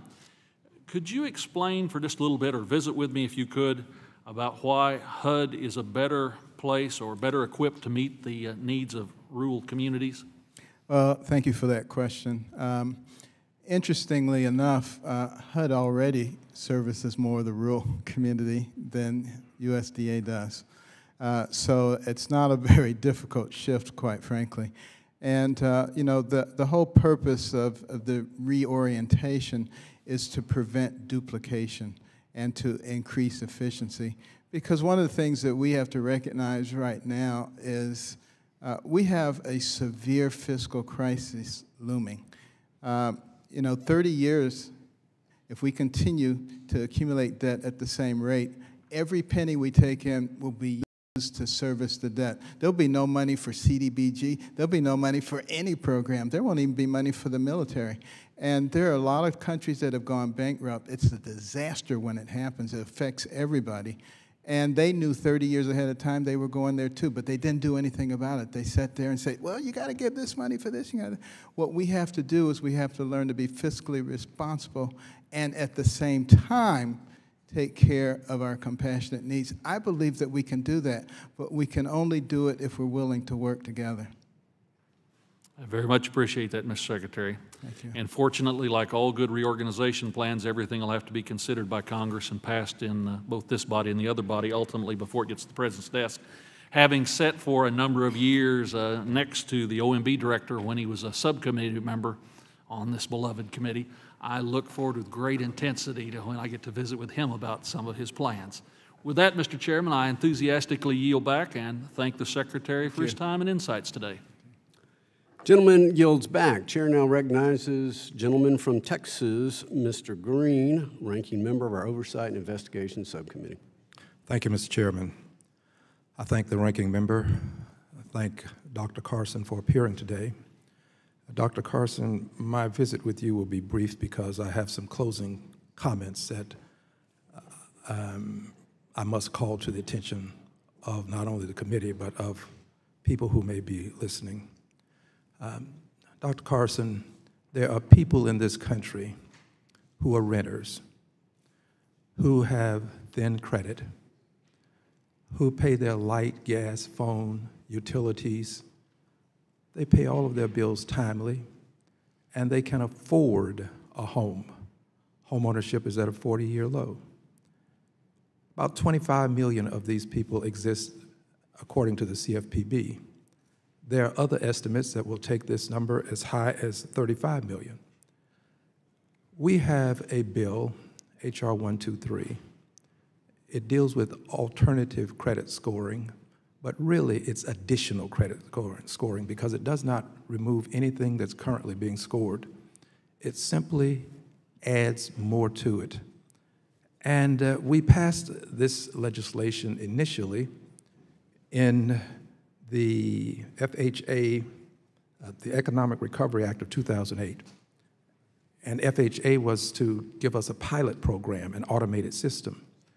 The question for you is very simply this: will you work with us to develop an automated system so that people who are credit worthy, not one person who receives a loan would be anything less than credit worthy by the standards that we currently have? Would you work to help us implement such a program? Well, first of all, thank you so much for working on that, because it's a very important issue, and there are different kinds of credits. It's something that we've been talking about a lot lately, and we'll be very happy to work with you on that. Thank you. I'm going to now move to another area, because earlier there was talk about civility and respect, and it causes me to have to simply say this. Where were you? Where were you when the President of the United States of America said to members of the constabulary, police officers, you don't have to be so nice when you have a person within your care, custody, and control? I'm paraphrasing him, but that's what was said. By the way, this is not directed to you, Dr. Carson. But where were you? Where was your outrage, knowing the history of police brutality in this country as it relates to certain people, knowing that you've seen people shot in the back as they were running away, knowing that people have been abused at the hands of the constabulary when they were literally overwhelmed with police officers? Eric Garner, Tamir Rice. Where were you? Where was your outrage then? What is wrong with us? Are we afraid of this president to the extent that we can now become outraged because we have somebody that we think won't be able to punch back? What this president has done to civility is unpardonable. Where was your sense of outrage when Charlottesville erupted and a person lost her life? Where was your sense of outrage when the President of the United States of America said there were some very nice people among the Klan, white supremacists, neo-Nazis? Where were you? What is wrong with us? We've got a president who is inculcating bigotry into policy. It's no accident that they are now talking about doing away with diversity visas after the president has called certain countries in Africa S-hole countries. That's bigotry in policy. Are you aiding and abetting? And finally this. I didn't come to talk on this subject. The door was opened by someone else, and I'm going to walk through it. This is something we all should remember. Those who make peaceful protest impossible make other forms of protest inevitable. Thank you, Mr. Chairman. Time of the gentleman has expired. The chair now recognizes the gentleman from New Mexico, Mr. Pierce, chairman of our Terrorism and Illicit Finance Subcommittee. Thank you, Mr. Chairman. Secretary, thanks for being here today, and I appreciate your work on these critical issues that affect so many. Now, in New Mexico, we have a high percentage of our housing units are manufactured housing, so my question is on there, and I'll actually let you answer the question. So we currently, HUD code prohibits manufactured housing from being used as multi-family dwellings or multiple person dwellings. And so we have a tremendous boom going on in a couple of counties, so that the infrastructure in Carlsbad is estimated to be there for about 25,000 people. Current usage in the water meters, we can't take an exact census. The pressure is up somewhere. Estimates are maybe 80 to 90,000 people are there using facilities.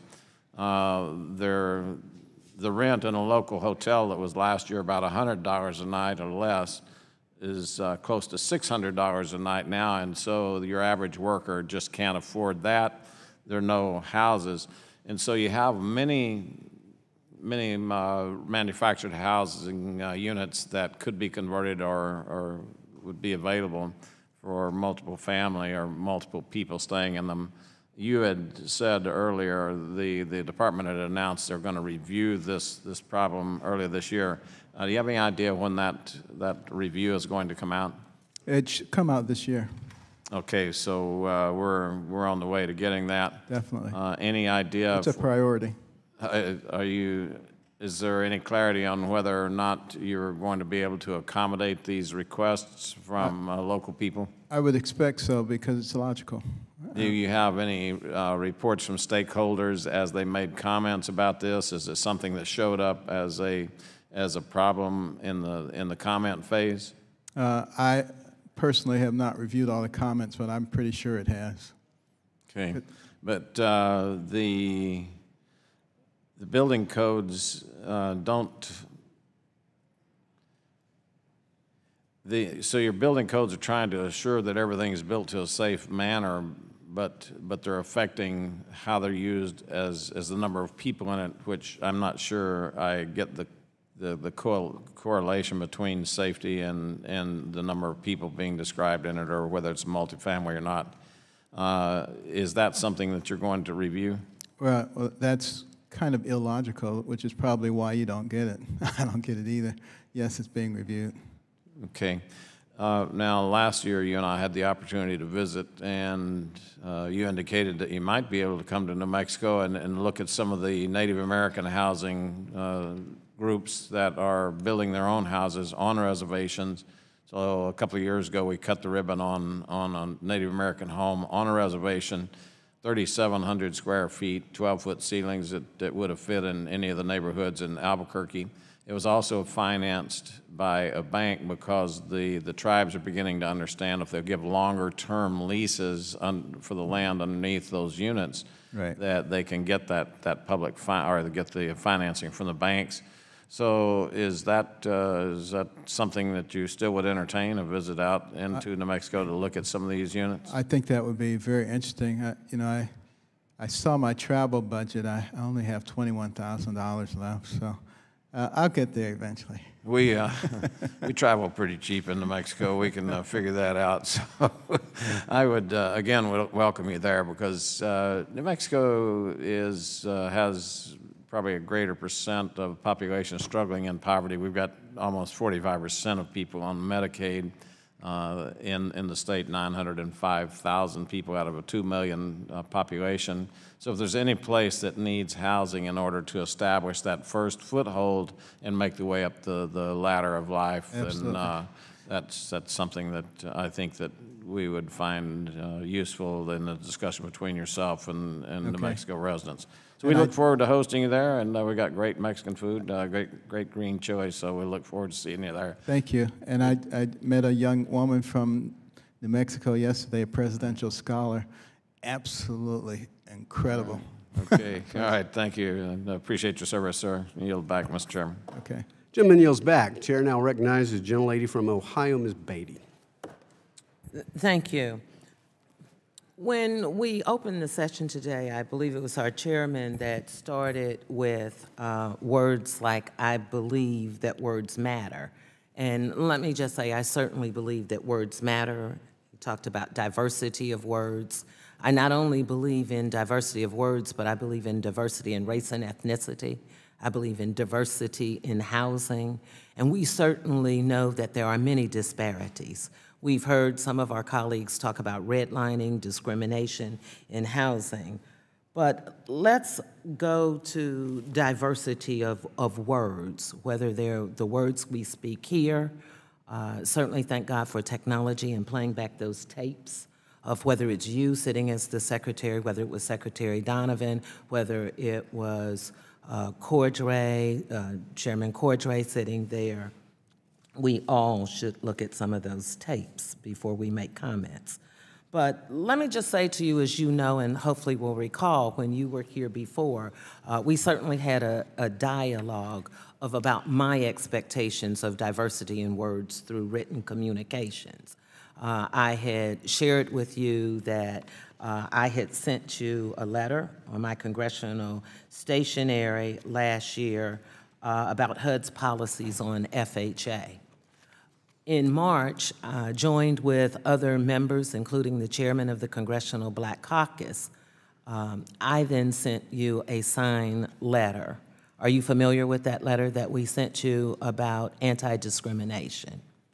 I have gotten so many letters. Could you remind me of the content, please? Okay, this is going to be like deja vu because we had this conversation and I was very clear with you that my expectation would be, like any other secretary or chairman, that if I would send you a letter, would you make a commitment to read it and look at it? I don't know how many letters you get from members of Congress, but I know if you sent me a letter signed by you and my chief of staff or staff got it, it would appear on my desk. And if I knew I were coming back here after being drilled by a member who has oversight of your department, I would probably make a little special effort. We all have, we've heard about people who have mobile homes or agriculture. My thing, which I have said repeatedly to you, is I'm concerned that we don't discriminate. And when you have a staff person that circulates a letter that you're going to remove anti-discrimination words from your mission, that was very concerning enough to me, to not only me, but two other members on this committee, the chairman of the Congressional Black Caucus. So let me answer you. I didn't get a response back from you. 2 months later, I got a response back from some staff person who I don't know. That is very bothersome to me because this is deja vu. We had this conversation. Words matter. Your words were that you would respond if you got a letter from me. It didn't happen again. You're an African-American male who touts that you grew up in public housing. So let me go to the real question. Are you circulating or looking at taking that anti-discrimination clause that your staff said was going to happen? So respond to that part, because I can tell you. I'm happy. You didn't see the letter. You didn't sign the letter. 2 months later, some staff person sent me a letter back. I'm happy to respond to that.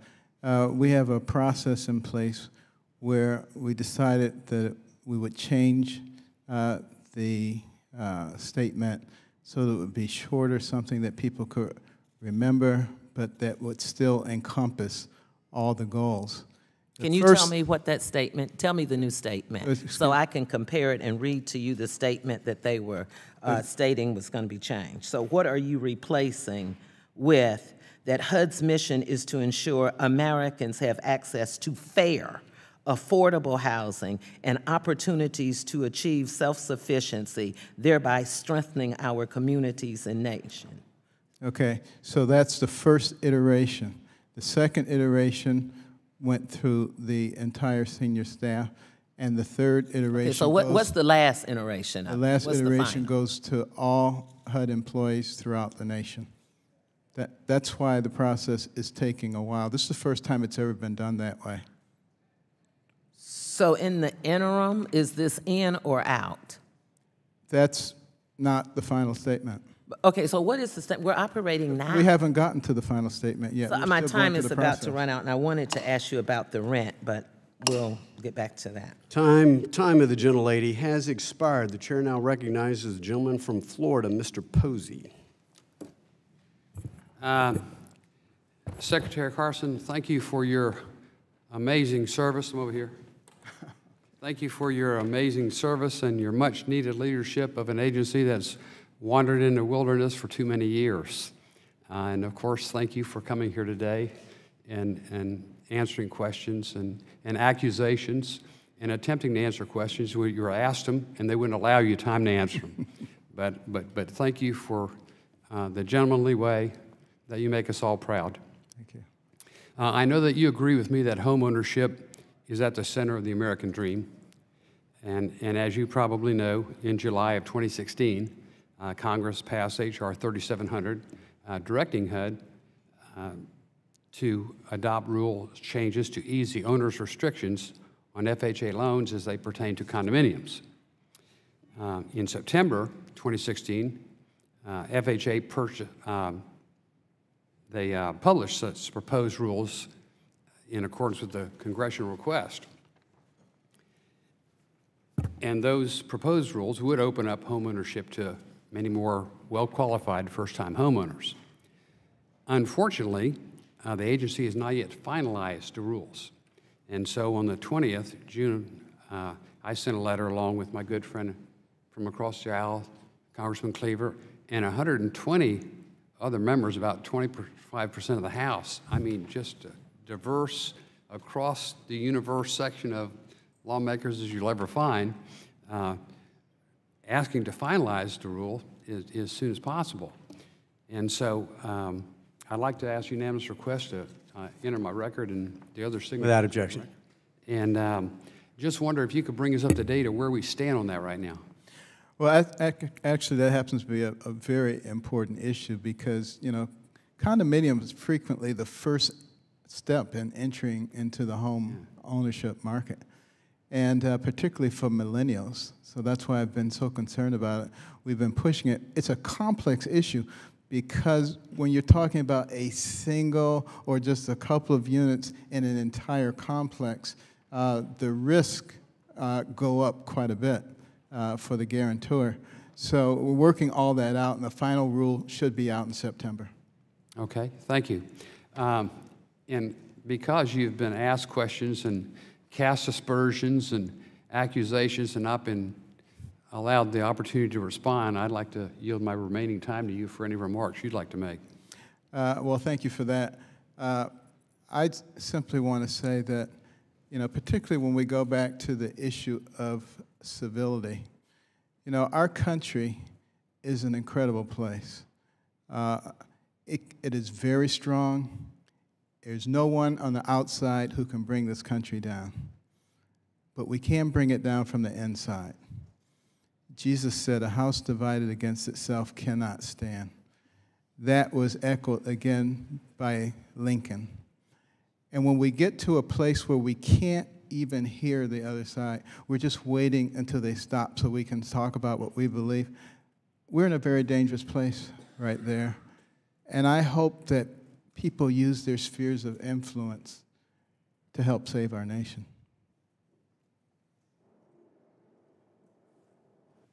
Gentleman yield back. Gentleman yields back. The chair now recognizes the gentleman from Massachusetts, Mr. Lynch. Thank you. And Dr. Carson, I appreciate your last remarks. I would just ask you if you could pass that on to the President as well about the need for civility. Should go to everybody. I agree with you. Yeah. And I do appreciate your remarks about you know, fiscal responsibility. But I do have to point out that the recently passed Trump tax cut adds about $2.3 trillion to the debt over the next 10 years. So it seems like we're running as fast as we can towards bankruptcy and not away from it. But I'm one of the very few members of Congress who's actually grown up in public housing in South Boston, the Old Colony housing projects, now the Ann Lynch Old Colony, homes at Old Colony, named after my mom. My 5 sisters and I grew up there with my mom and pop. But like your family, you know, I know your history. I think you lived a little while in Dorchester, in Boston. That's where I was born. Right across from Lincoln Park. Great golf course. I take some soil samples there probably once a week.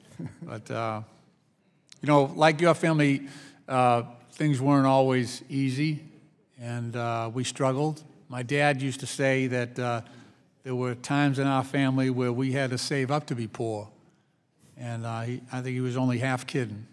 But public housing was a blessing to us. We would have been homeless without it. And there are a lot of people that I represent in Dorchester and in South Boston and other parts of my district that the rents are going up so fast that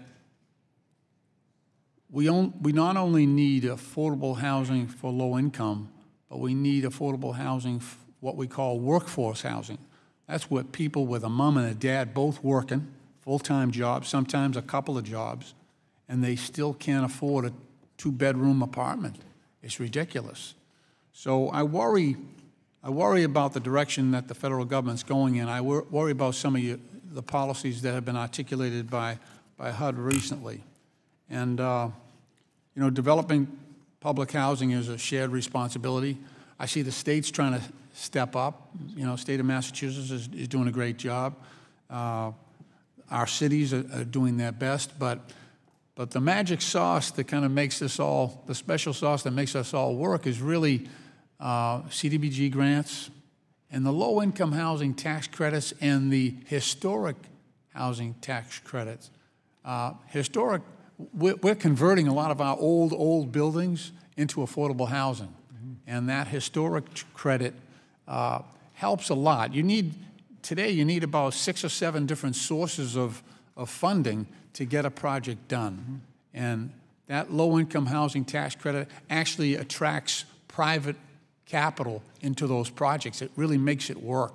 So I worry when I hear that, that we're backing off from that commitment at the federal level, because I think that is a private investment. When they buy those low-income housing tax credits,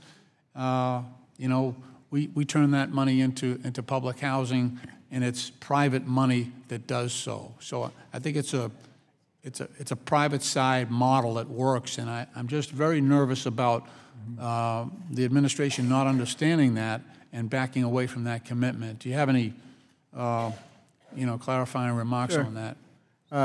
First of all, the low-income housing tax credit was preserved in its entirety in the new tax cut bill. So we do fully recognize its importance.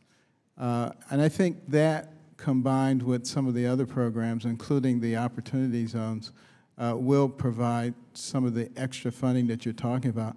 As I've traveled around the country and I've looked at some of the developments like Eastlake and Atlanta, which was in the worst area possible in terms of crime, poor school performance, everything that was bad, and look at it now, it's a model community. The schools are achieving at the highest levels. They're charter schools, higher than the private schools in the area.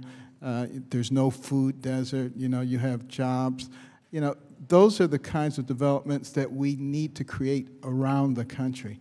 And this is what we're concentrating on now, and it's done best through public-private partnerships, but it has to be done in a way that you have win-win situations for everybody. I just want to clarify. Thank you. I appreciate that. But the analysis of the tax bill says it'll reduce the number of affordable housing units by 235,000 units. That's a troubling remark. But I thank you for your indulgence, Mr. Chairman, and I yield back. Time of the gentleman has expired. Chair now recognizes gentleman from Illinois, Mr. Holgren. Thank you, Mr. Chairman.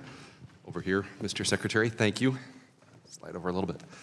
Thank you for being here. Thank you for your work. And I want to jump right into a couple questions, if I may. The McCarran-Ferguson Act generally states that unless Congress says otherwise, insurance is regulated by states and at the state level here in the United States. Do you believe that HUD has the authority to regulate insurance, housing insurance, or otherwise? I have not read any document that gave us that authority. Thank you. I'm going to move on to a specific situation. My district's just outside of Chicago, the western suburbs and northern suburbs of Chicago. But I did want to just ask a little bit about some discussion that we recently had seen, a Washington Post article, and some situations in Cairo, Illinois, which is far southern part of Illinois. On May 2nd, 2018, Washington Post front page article entitled, "As Cairo, Illinois Reckons with Public Housing Crisis, Basketball Hangs On," discusses the dynamics of an Illinois town of about 2,300 residents where public housing accommodated 1/4 that population, and there's no grocery store, no hospital, no community center. Their poverty rate is 46%, yet a few years ago HUD made a decision to demolish the Elwood and McBride public housing complexes, an action that some believe caused the death of the town. Mr. Secretary, I wonder if you could give us an update on what's happening in Cairo in terms of the demolition of this public housing unit, and if you could talk a little bit, why did HUD decide to demolish the buildings, and what were the circumstances that caused the department to walk away from the investment? This was a housing complex that was severely neglected by the Public Housing Authority. In fact, we've pressed charges against 2 of the individuals. They should get what they deserve. But it had fallen into such disrepair, lead, mold, rats, roaches. It was uninhabitable. It could not be rehabilitated. And that was the reason. They had to go into conservatorship and then, close down. We protected everybody in there Could you talk about that a little bit? So what did happen to the tenants, and what's the plan there? What housing choice vouchers? Everyone, not only did we provide housing choice vouchers, but we provided counseling and assistance in terms of how to be able to move.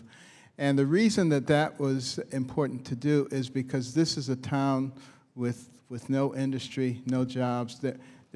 So if, let's say you had gone in and replaced it and built a new building, there still would have been nothing to support it. Right. So those are the kinds of things you have to look at. When I was there talking to the state officials, I said, you know, look at the location of this place. You know, you've got the rivers coming in there, you've got the railroads. It is actually a place where something could be done, but right. I think that's another different kind of investment. Right. But until you have the businesses there, you're not going to be able to support the community.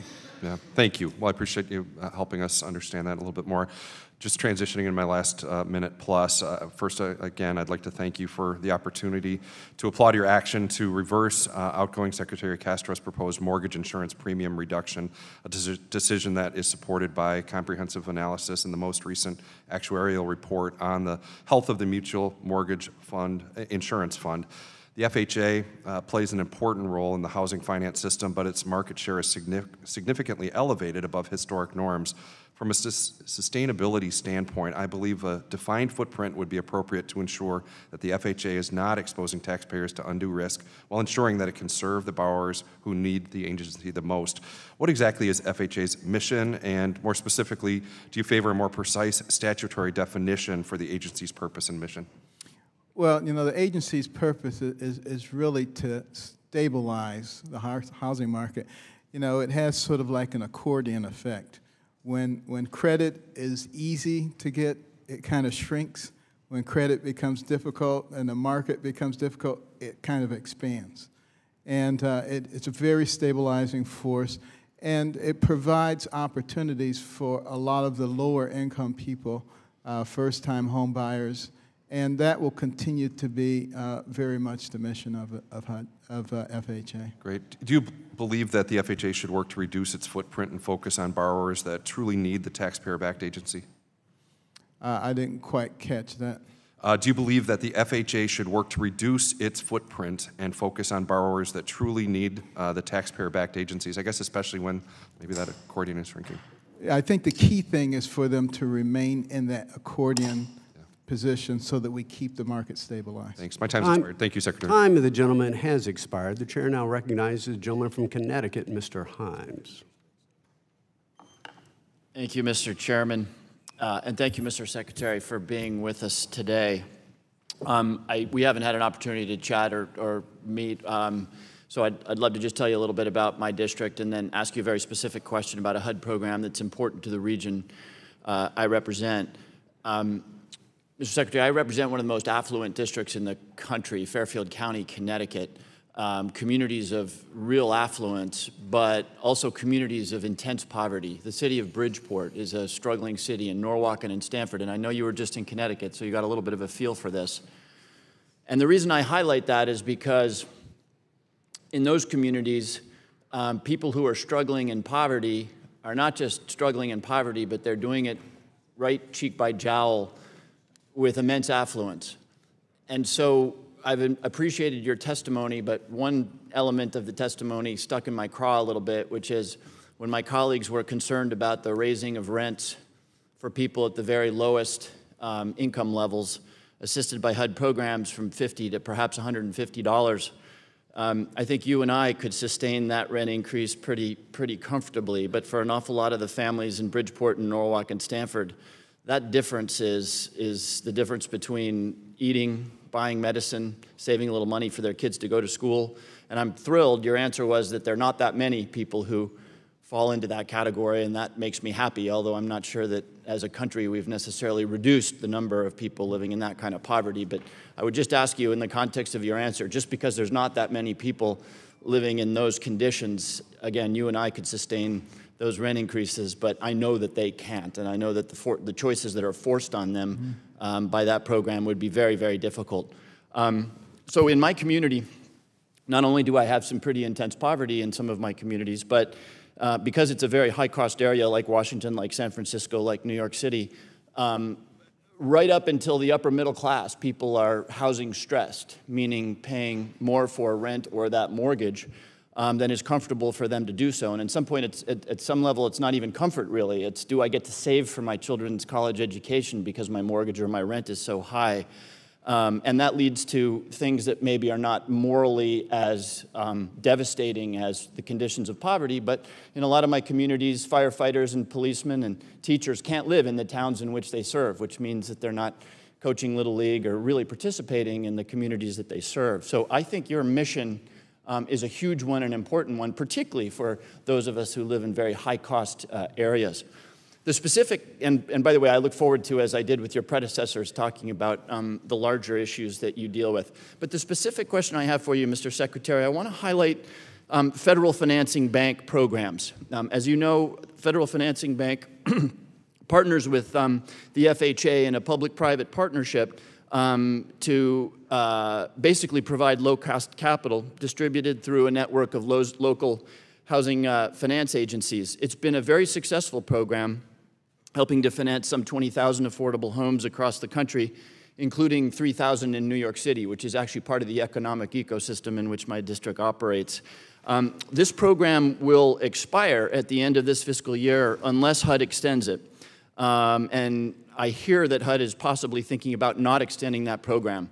This is a public-private partnership. It doesn't cost the government money. It's been very successful, witnessed by the volume of housing that it has produced. So my question, and I may be catching you off guard on this, but I'd ask you to think about a more comprehensive response if I am catching you off guard. But would you support extending the Federal Financing Bank and risk-sharing program to ensure that housing finance agencies can continue to finance affordable housing preservation and development in a low-cost manner? Well, first of all, just addressing something you said a little bit earlier, for those families who have extensive hardships with any rent increase, we do have waivers that we can extend in those situations and would do so. As far as the FFB is concerned, we have been engaged in those conversations recently. I'm waiting for my people to give me a definite recommendation on that. Thank you, and I appreciate that. And I know that HUD is a complex thing, and I'm close enough to it to know that some things work really well and some things work less well. This program is one, certainly where I come from, that works very, very well. So I hope you'll give it your most comprehensive and ultimately positive consideration. Okay. With that, I'll yield back the balance of my time. Gentleman yields back. Chair now recognizes the gentleman from North Carolina, Mr. Pittenger. Thank you, Mr. Chairman. Dr. Carson. Thank you, my friend. You are a model public official. You represent the best of all of us. Like America, America's seeks and is the most generous country in the world. We seek to be a safety net for those who need help, who want to become independent and self-sustaining. At the same time, you represent a good steward, and you're seeking the best interest of the American taxpayer. You're trying to reform an agency that hadn't been reformed since the 1980s. 4.7 million people are involved in it. That's a lot of vested interest. And you're willing to wade in to an area that a lot of folks want to come after you. And I thank you for your demeanor. You know, in Proverbs 15:1, it says, a soft answer turns away wrath. You know that verse well. But grievous words stir up strife. Yes, sir, it does. Well, you represent the best of that. Thank you. And I think that, frankly, is why you will continue to be so successful. I would also like to thank you for coming to Fayetteville. You showed those good folks down there that you care. 98,000 homes were ravaged through Hurricane Matthew. 18,000 businesses were virtually destroyed. And you took the time to come to that small community town to say, I'm going to stand with you now and in the future. And I want you to know they receive that with deep gratitude, and I do. There's still funds we're waiting to have released from our state that you have sent down. You allocated it. We don't seem to be doing as good a job in the state dispersing it. Right. Other states have, and that's our problem. I would like to know from you any way that you think we can incentivize or force or timelines or whatever states to better do their job. It's hard enough on the federal level, dealing with FEMA and all the data you've got to collect and everything that must be done, but there are people still waiting, not as a result of what's happened here, but frankly in their own state. A lot of states. First of all, thank you for your incredible dedication to the people of North Carolina. I enjoyed very much being down there with you. And the people there obviously enjoyed you being there too. Good barbecue. I just, hope that we can find a way to get the states to move more rapidly. Maybe we should put a time limit on on the money. It's something that I've been thinking about a lot because I've been looking through the books. I mean, there are places that have money left over from 10, 11 years ago. It doesn't make any sense. That's irresponsible. Yeah, so yes, we are looking at that. We've got to come up with something. Well, interesting. South Carolina had dispersed the funds that were same money for the same reasons that you had sent to them, and our state, for some reason, was dragging on and hadn't done it. So I do have one other different issue I'd like to raise with you in the minute and a half we have left. There's a top official at HUD last week who referred to the critical element of housing finance reform is the need to modernize the risk management and technology platforms of the FHA. According to this official, and I quote, "The difference now between the FHA and, say, Fannie Mae or Freddie Mac are truly stark. We really are in the dark ages." Mr. Secretary, how concerned are you about the current state of FHA's risk management and technology platforms? I'm very concerned. I mean, we're looking at close to $1.3 trillion. I mean, that's a lot of money. And you're also looking at people's personal information. I mean, there's a lot of stuff there, and we're so far behind, we can't keep up with the financial markets that we're dealing with. That makes it much easier for people to potentially get into our systems and wreak havoc. And why should we wait until that happens and then become alarmed about it? Why don't we do something about it before that happens? I hope we can get that message across to all the appropriate appropriators.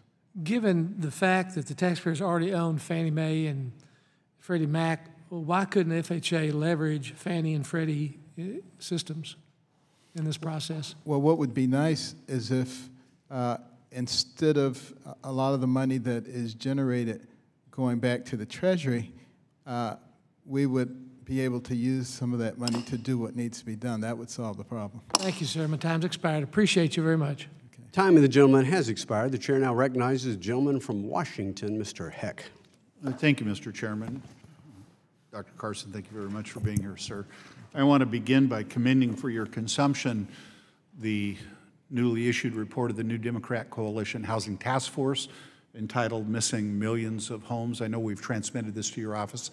I hope you'll take the time to read over it. Our conclusion is that we are missing millions of homes, and that conclusion was based in some part on data that we actually collected from HUD, and that this has resulted, this is characterized as a shortfall in construction in both subsidized and market rate construction. Do you agree? Are we missing millions of homes in America? We have a severe shortage. So we also have the perspective that there is pressure on public housing authorities and other federal housing programs that's just going to continue to grow and grow until we figure out a way to boost construction throughout the market continuum, frankly, but especially in parts of the country where the shortfall is the greatest. We don't have a national housing market, but we have a national housing crisis, in my opinion. And in those areas, that's where prices are growing, frankly, at astronomical rates. So what can HUD do? What can HUD do to increase home building overall in publicly owned or privately owned units? And I would add as a qualifier, especially in walkable urban areas near mass transit, which is frankly where there is an increased demand in the marketplace of late. What can HUD do? Well, one of the things we're looking at doing right now through the AFFH is incentivizing people to remove the barriers to the creation of affordable housing. There are a lot of barriers, zoning restrictions, all kinds of things that prevent us from being able to provide the kind of affordable housing. And if we begin to concentrate on those things more, I think we can get it done. The other thing we have to recognize is the more people that we can empower and move through the system, the more room we make for those people in line. So we have to attack it from both ends. So is there a way, are you implying, sir, that HUD could use its capacity to incentivize increased construction? Yes. In the marketplace? Absolutely. And you would be not only receptive to, but supportive of that as a concept? Very much so. I also want to make this point, that our data shows that for a typical family, it's actually the cost of shelter, not what you might intuitively conclude as either health care or post-secondary education, but housing that has grown the most over the last 15 to 20 years. Obviously, health care cost and education costs get a lot of attention, and frankly, I think they should. But I don't think we spend nearly enough time talking about what I would characterize as the crisis in housing cost. So, what can you do? What can HUD do with your platform to raise the profile of this issue overall? And do you agree with our premise? This is data in no small part derived from you. Housing costs are increasing faster than even health care and education. And again, this is across the market. This isn't just people not being able to graduate into the bigger, better house. It's people not being able to get a starter home. It's rent burden people. It's people who are publicly subsidized who are having an even more difficult time maintaining shelter within that, which results in an increased number of homelessness. So what can you do to raise the profile that this is an issue that affects the entire continuum of housing available to people? Well, it's something that both myself and the Deputy Secretary talk about frequently in our public speaking. But I think also we have to be looking at innovation, new and different ways of providing less expensive housing that still is quality in nature. We have to start looking at ways of producing things through computer models and 3D dimensional models. Some of the things are really quite exciting. Our innovation department is investigating them now. But you know, are they looking at the change with the times? Are they, Dr. Carson? Are they looking at what we would have called manufactured housing? I don't like that term as it relates to what I'm trying to ask, but we are looking at that as well. But modular housing, it's factory created. Yes. Time of the gentleman has expired. The chair now recognizes the gentleman from Georgia, Mr. Loudermilk. Thank you, Mr. Chairman. I appreciate the opportunity. Dr. Carson, thank you for being with us today. And I also want to thank you for your leadership and the new ideology that you're bringing into this organization, especially with the fiscal responsibility that you have spoken so eloquently about. The fact is that if we're not fiscally responsible, at some point the money runs out and there is nothing to help anyone with, and I appreciate that. Also appreciate you recognizing the importance of separating the powers of the federal government from state government, and especially regarding McCarran-Ferguson Act, which you've spoken about earlier. And so I do have an area of concern that has arisen recently, especially with the city of Atlanta. TRIO is a provider that actually provides, for lack of a better term, a lease-to-own type of mortgage for those who are on the cusp of, they can't quite get a traditional mortgage, but they help these families to go into a lease agreement that would end up with a traditional mortgage. And the City of Atlanta's Finance Authority formed an Interagency Home Finance Corporation in 2016, which qualifies as an instrumentality of government under HUD's definitions. And they have been participating as a FHA insured borrower. And 7 national mortgage lenders are now participating in the program, and another 10 are on board in the onboarding process. Additionally, AmWest is a national mortgage lender with offices and ownership in Georgia, and they've been participating in the program since 2016. And this issue was brought to us by some of those organizations and the City of Atlanta that on May 17th, HUD abruptly removed the City of Atlanta's Housing Finance Authority from the nonprofit roster without any prior notice.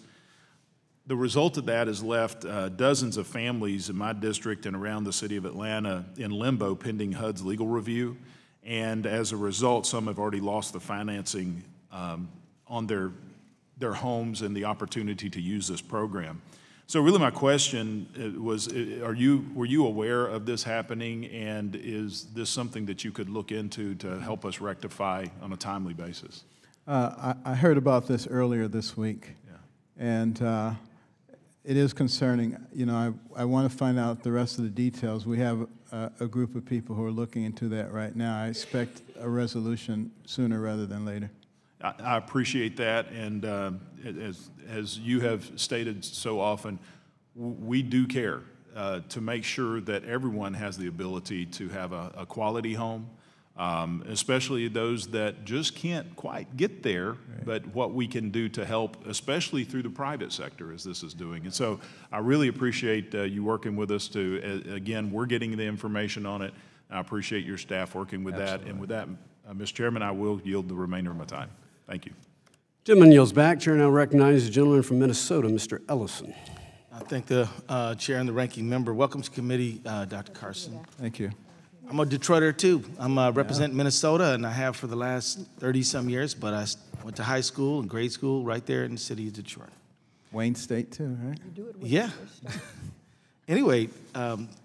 Secretary, I will admit to you that when you became HUD Secretary, I met with people in my community who I work with on housing, and because of just politics, not all of them were exactly excited about you becoming HUD Secretary.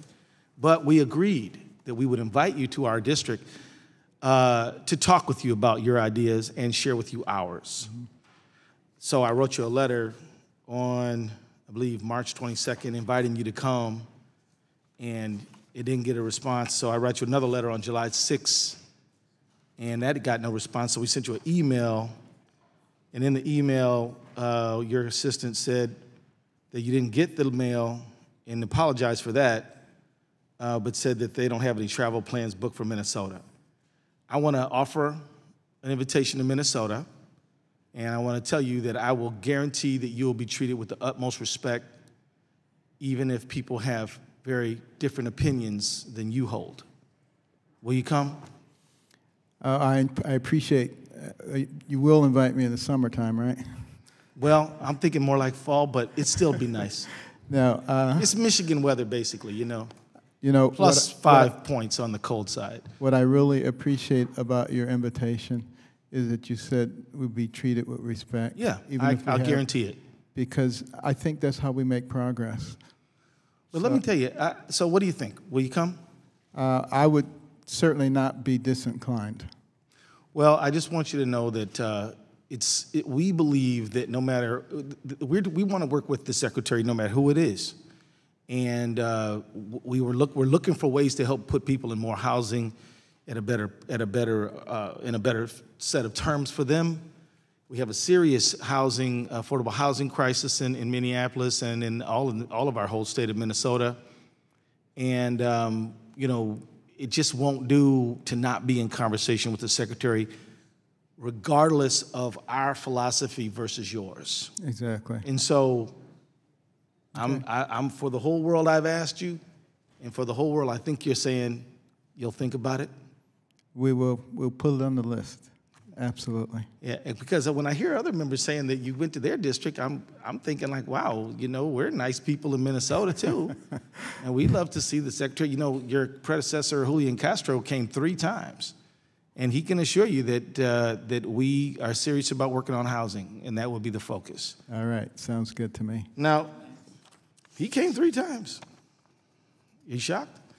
Anyway, I will say that I was a little surprised in a not good way when it appeared as though the HUD mission statement removed the phrase "build inclusive and sustainable communities free from discrimination."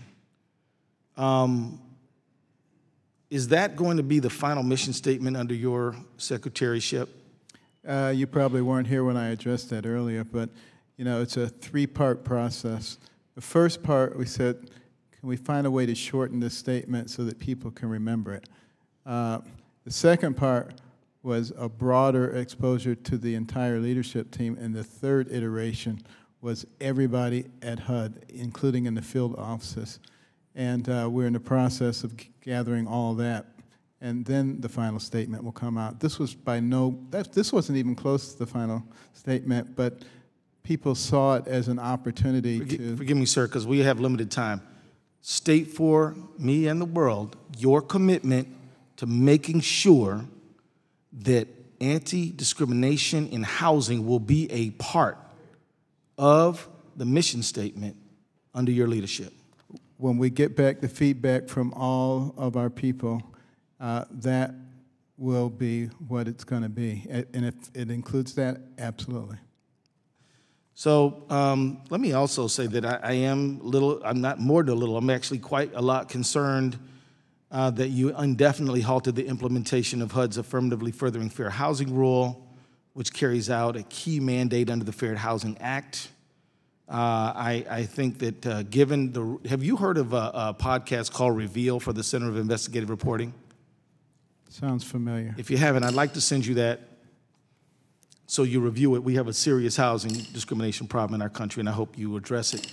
And I think time of the gentleman has expired. For what purpose does ranking member seek recognition? Mr. Chairman, pursuant to Clause D4 of Committee Rule 3, I request that the gentleman from Minnesota be recognized to question the witness for an additional 5 minutes upon the conclusion of the time allotted under the 5-minute rule.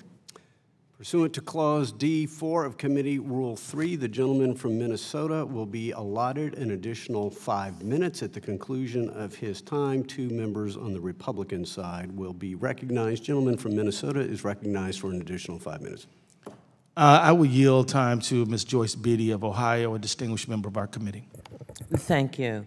Let me start this out by saying there is something we agree on, and thank you for your statement that we are in a very dangerous place now, and we can only be torn apart from the inside. I think that is very true, and I think this president has placed us in a very dangerous place and is tearing us apart.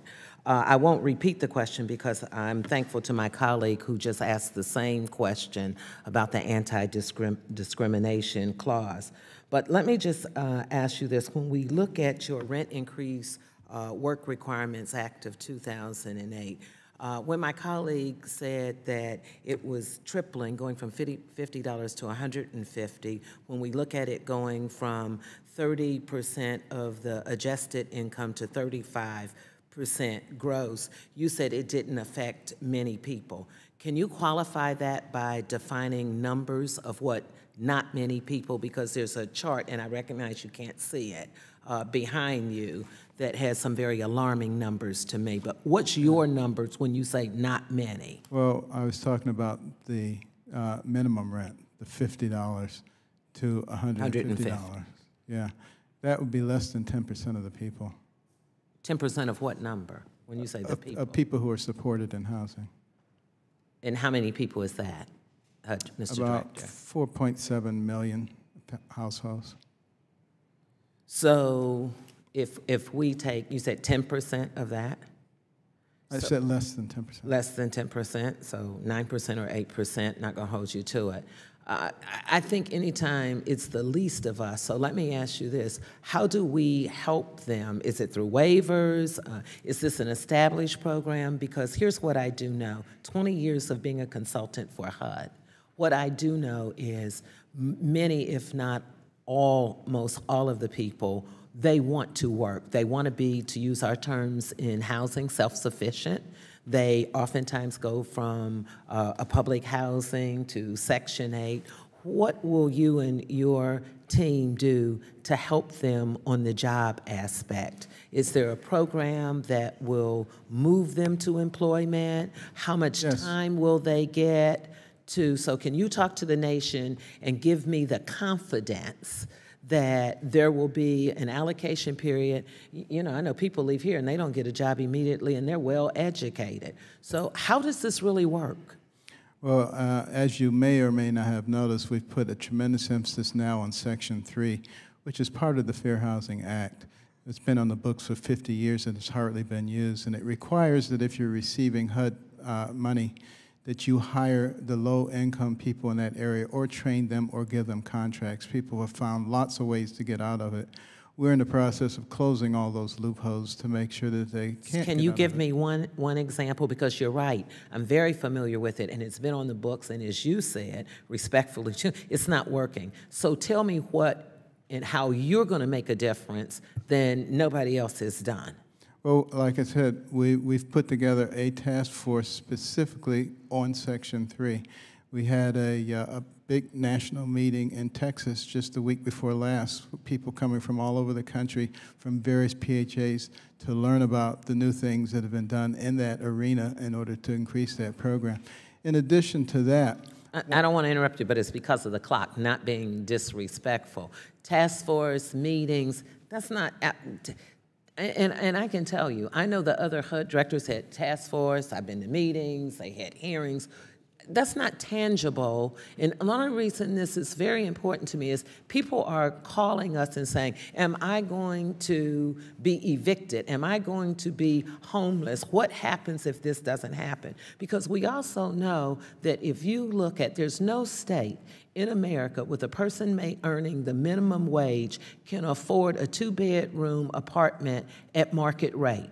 In my state, I can tell you, they'd have to make $17.50. And if you had 2 people in there, they would both have to be making more than our minimum wage to get there. That's not realistic. So I guess I need some more tangibles for me. And if you don't have them, we need a lot of time. You can send them to me. We need a lot of time to talk about that. Okay. So will you make a commitment that you will have someone on your team, because now I don't feel disrespected that I heard my colleague sent you 3 letters and you didn't even answer him. And let me end with, since we've been quoting the Bible, God will repay each person according to the work they do, and that's Romans. Time of the gentleman from Minnesota has expired. The chair now recognizes the gentleman, you ready? From California, Mr. Royce, Chairman of the House Foreign Affairs Committee. Well, thank you very much, Mr. Chairman. I appreciate this hearing today. I appreciate Secretary Carson being with us. And Mr. Secretary, as you know, we've seen a large uptick in the number of non-bank mortgage originations. I was reading a paper about this yesterday, and they were half of the market in 2016, 3/4 of the mortgages issued by the FHA or VA, and the rise in Ginnie Mae non-bank share has continued to climb in 2018. So if we look at the data from the Urban Institute, that puts that number at 79% in May. What do you think the main causes of this market shift have been, and are you concerned by the shift? I am concerned about it. I think a lot of it has to do with false claims acts, and you know, some of the traditional deposit banks are concerned about being severely penalized for immaterial mistakes. We are addressing that along with the Department of Justice. It's a significant concern. Another aspect of this that I think we've got to think on is that high-volume non-bank lenders played a pretty substantial role in the financial crisis. In many cases, they were the first to fail under liquidity pressures. So when the well runs dry, if we think back to Countrywide and AmeriQuest and New Century, those were quick to, you know, basically fall like a house of cards. So while many non-bank originators in the market today are using more sophisticated tools, and some hold increased capital, the majority continue to be vulnerable to liquidity pressures in both their loan origination and servicing activities. And so right now you've got a situation where times are good, low interest rates, streamlined programs at the FHA, VA, and so forth. Everybody's open for securitization, Ginnie, Fannie, Freddie, lines of credit, quite plentiful. But there's no guarantee that this is going to last. And I was hit by the testimony by the president of Ginnie Mae, Ted Tauser.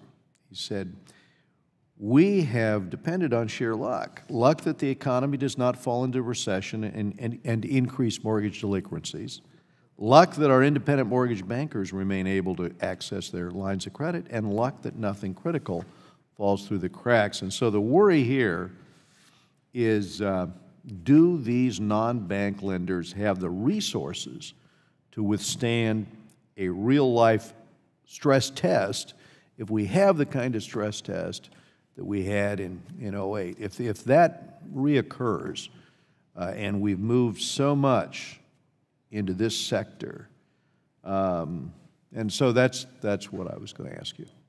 Well, I think stress testing should be done. I was talking to some of the people at Ginnie Mae about that just recently. Yeah. It's a concern. I agree with you.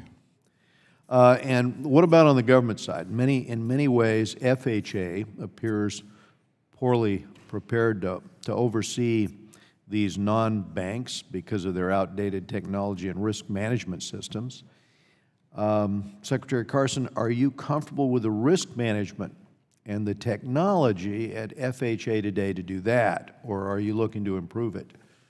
The technology needs to be drastically updated.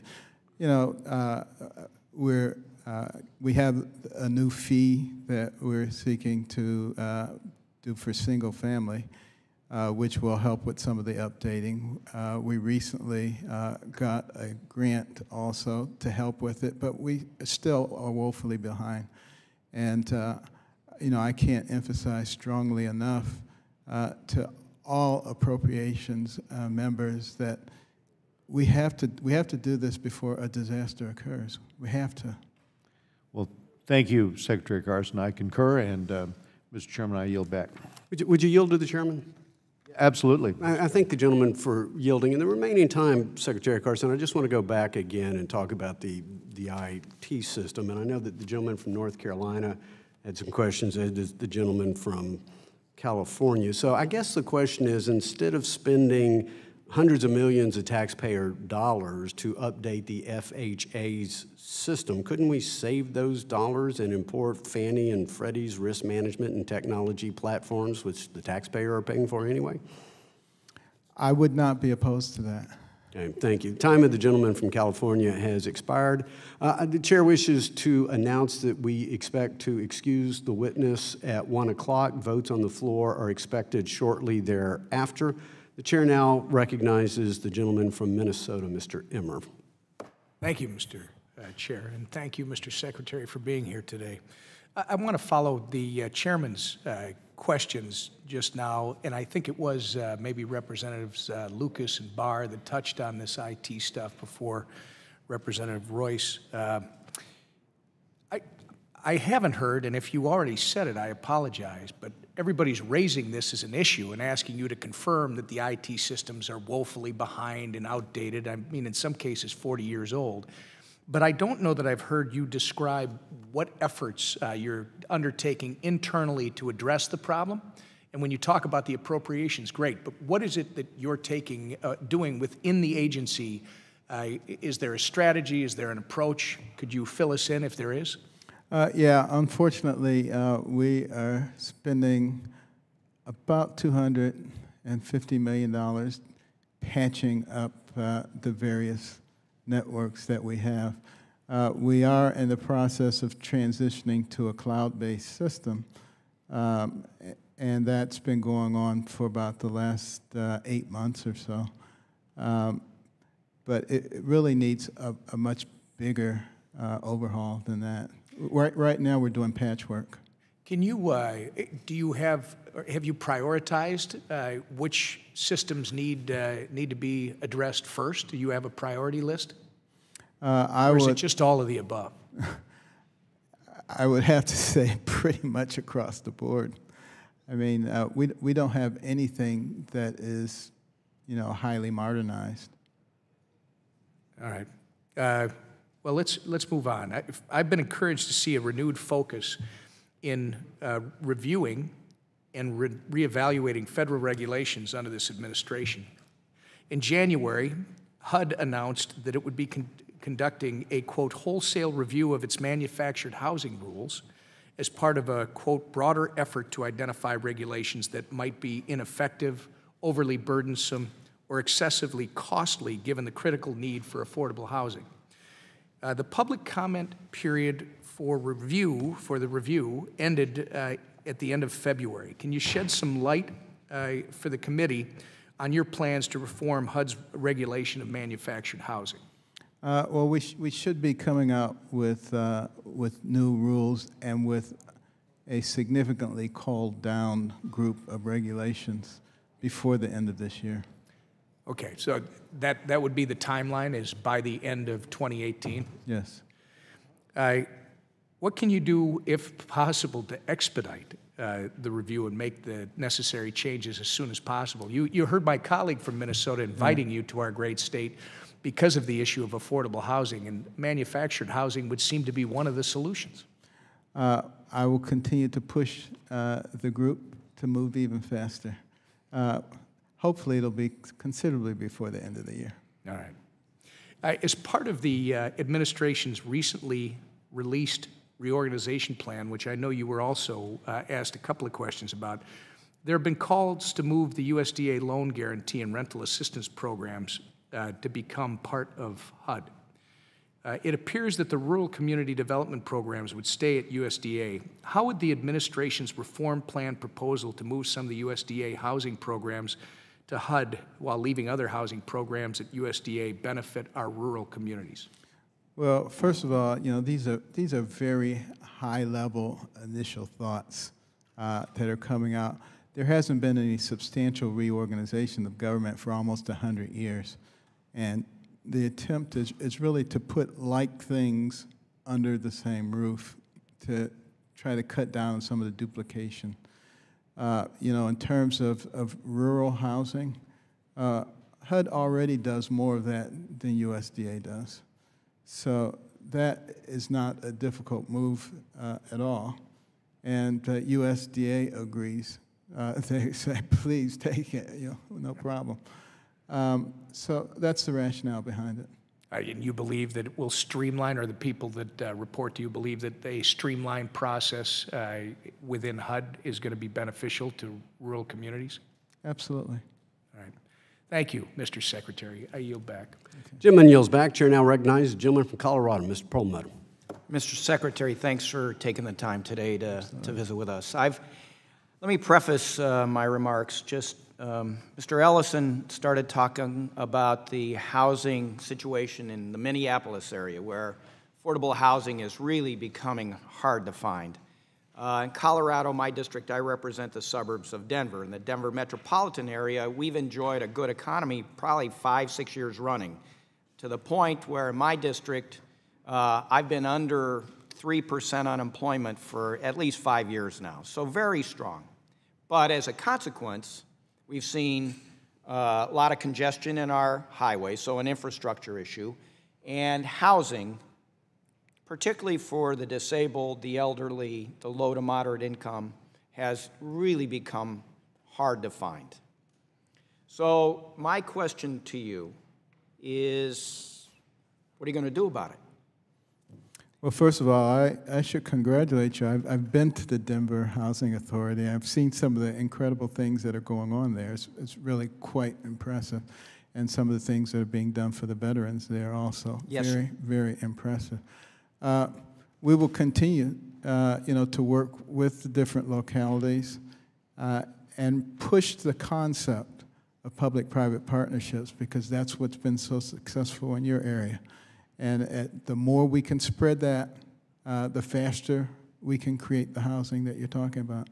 Thank you. So I guess one of the things I'm concerned about is just sort of what I see, the continued sort of pairing of sort of the housing line items for the elderly, the disabled, low to moderate income in your budget, in the HUD budget.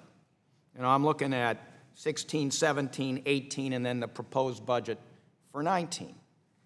And, you know, I know earlier in answer to one of the questions is, well, we really can't afford to do that, to do more. I mean, do you really believe that? Well, I don't think I said we couldn't do more. I said we have to be fiscally responsible. All right, so and I agree with you 100%. So now we're going to do a little math, okay? Because you're, you know, a super scholar, and I'll help you because I've already done the math. But let's talk about what the GAO says the cost to the federal budget is going to be of the tax cuts that were just passed. So we're going to take the low end of the loss to revenue, and that's $1.5 trillion, $1,500 billion, right? I mean, you know, 1.5 trillion is 1,500 billion. Right. Okay. So what's the budget, the overall budget for HUD for last year, this year, and next year? What was your 17 budget? 17 budget without DR was about 42. And next year, what's proposed budget? Kind of be in the same general region. Okay. So now let's drill down a little deeper. Do you remember what the line item is for elderly housing?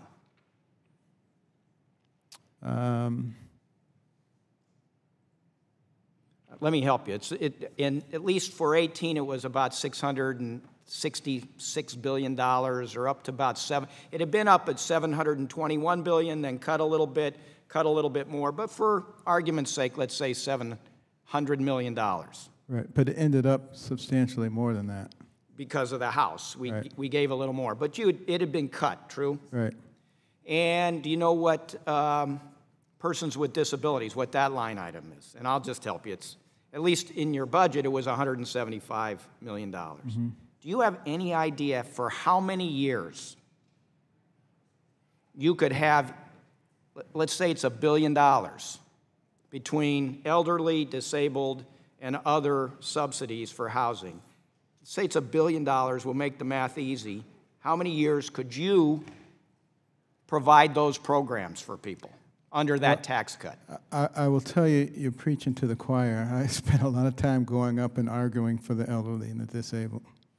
And I think that's the real problem here. This, you know, we make a tax cut that goes to big corporations and the wealthiest Americans, and some of the most vulnerable people are going to be hurt by this. And it's your job to make sure they're not. And we're working hard on that. Time of the gentleman has expired. The chair wishes to inform members. I expect to clear 4 more members in the queue prior to dismissing the witness. The chair now recognizes the gentleman from Maine, Mr. Poliquin. Thank you very much, Mr. Chairman. Mr. Carson, always good to see you, and thank you very much for your service to our country. I appreciate it. As you know, about a year ago, this committee passed a sweeping package of regulatory reforms to our financial services sector called the Choice Act. We sent it to the Senate. The Senate watered it down, and they came back with a final product called 2155 that I was very supportive of. However, we get a little bit of problem, Mr. Carson, in that bill, in that the bill did stop the harmful practice of loan churning, which targeted recipients of VA loans. Now, the technical changes in the Ginnie Mae's pooling requirements, which were dealing with this anti-churning provision, caused some disruptions in the market for refinanced VA loans. So my question to you, sir, is will you and your staff commit to working towards a solution to this problem, because these loans, these VA loans, met all the requirements that were set forth in the Ginnie Mae requirements? Is that something you'll work with us on, sir? Well, as you know, we have already done quite a lot in the area of VA loan churning, and we'll continue to do so. So absolutely, I will commit to that. Appreciate it very much. I'd like to turn to another issue, if I may, Mr. Carson. You have a very compelling life story. And there are three parts of your life story that puts you in a very unique position to deal with issues that affect many, many Americans. You escaped poverty, you lived in public housing, and you're a physician. I mean, this is just the American dream. And there are so many of us that so admire you for having done that, and you're in a position, because of your position, to professionally and otherwise, to help so many Americans. For 3 years, I worked very hard to help include work requirements for those receiving food assistance in this country. Those requirements are embedded in our farm bill that we passed last week. And I happen to believe, and I know you do too, Mr. Carson, that the role of government is to help people escape poverty, not help them become comfortable in poverty. And there's nothing like employment to help people lift themselves up the way you did in your own life, sir. Right. Now, in this food stamp program where work requirements are now attached and now it's on its way to the Senate, there are no cuts to the food stamp program. And there are all kinds of exemptions if you're pregnant or if you have young kids at home or elderly parents at home you're taking care of, or if you have any disabilities at all. We're just saying if you can get a job at least 20 hours a week, or if you can't find a job, which is very highly unreasonable today, we'll make sure you get work requirements. Oh, excuse me, you get job training so you can get a job. And if that doesn't work, we'll ask you to do some community service so you can better your life and your kids and your grandparents can see this. Isn't that a good idea? And if so, Mr. Carson, what are you doing at HUD to promote folks escaping poverty, living better lives with more opportunity and more freedom? Well, thank you for asking that question. It's so important. That's what real compassion is about, quite frankly. It's actually getting people out of poverty, not saying, there, you poor little thing, I'm going to take care of you. And so what we're doing, that's the whole concept behind our push on Section 3, because there's 6 million skilled jobs in our country that are going begging right now. That's the whole concept behind the Envision Centers, where we bring resources in juxtaposition with the need. Because what I've discovered in this country, there are a lot of good-hearted people who really would love to help. They just don't have a mechanism for doing it. So that's going to be a big part of it. And then also creating holistic communities, communities that are nurturing, not dangerous places, but places that have good educational facilities, that have clinics so that people will get their primary care in a clinic and not in an emergency room that costs 5 times as much. Just doing something that is actually going to be nurturing to a person as they grow. Thank you, Ms. Carson. My remaining time, we have a horrible opioid epidemic in our country. It has hit rural Maine very hard. I noticed that you folks are now doing a great pilot program using Section 8 vouchers so folks can go on that continuum of care after early education, after treatment, post-detox treatment, recovery, and now they can use Section 8 vouchers to get into housing where it's safe, away from bad actors, and get the counseling they need. Please keep doing those sort of things. Time of the gentleman has expired. The chair now recognizes the gentleman from California, Mr. Sherman. Thank you for being here, Mr. Secretary. People in my district face very high housing costs in the greater Los Angeles area, and they long for that time when they can actually own a home. And the FHA is what they rely on. And there's been discussions at FHA to lower the total amount you can get on a mortgage, what is sometimes called the loan limit, and basically make that program unavailable to people in the San Fernando Valley. Please tell me this isn't going to happen, that you'll at least keep the loan limit where it is for high-cost areas around the country, including the 10 biggest cities. Right. As you know, there's a formula for determining the high and the low level of the loan limit.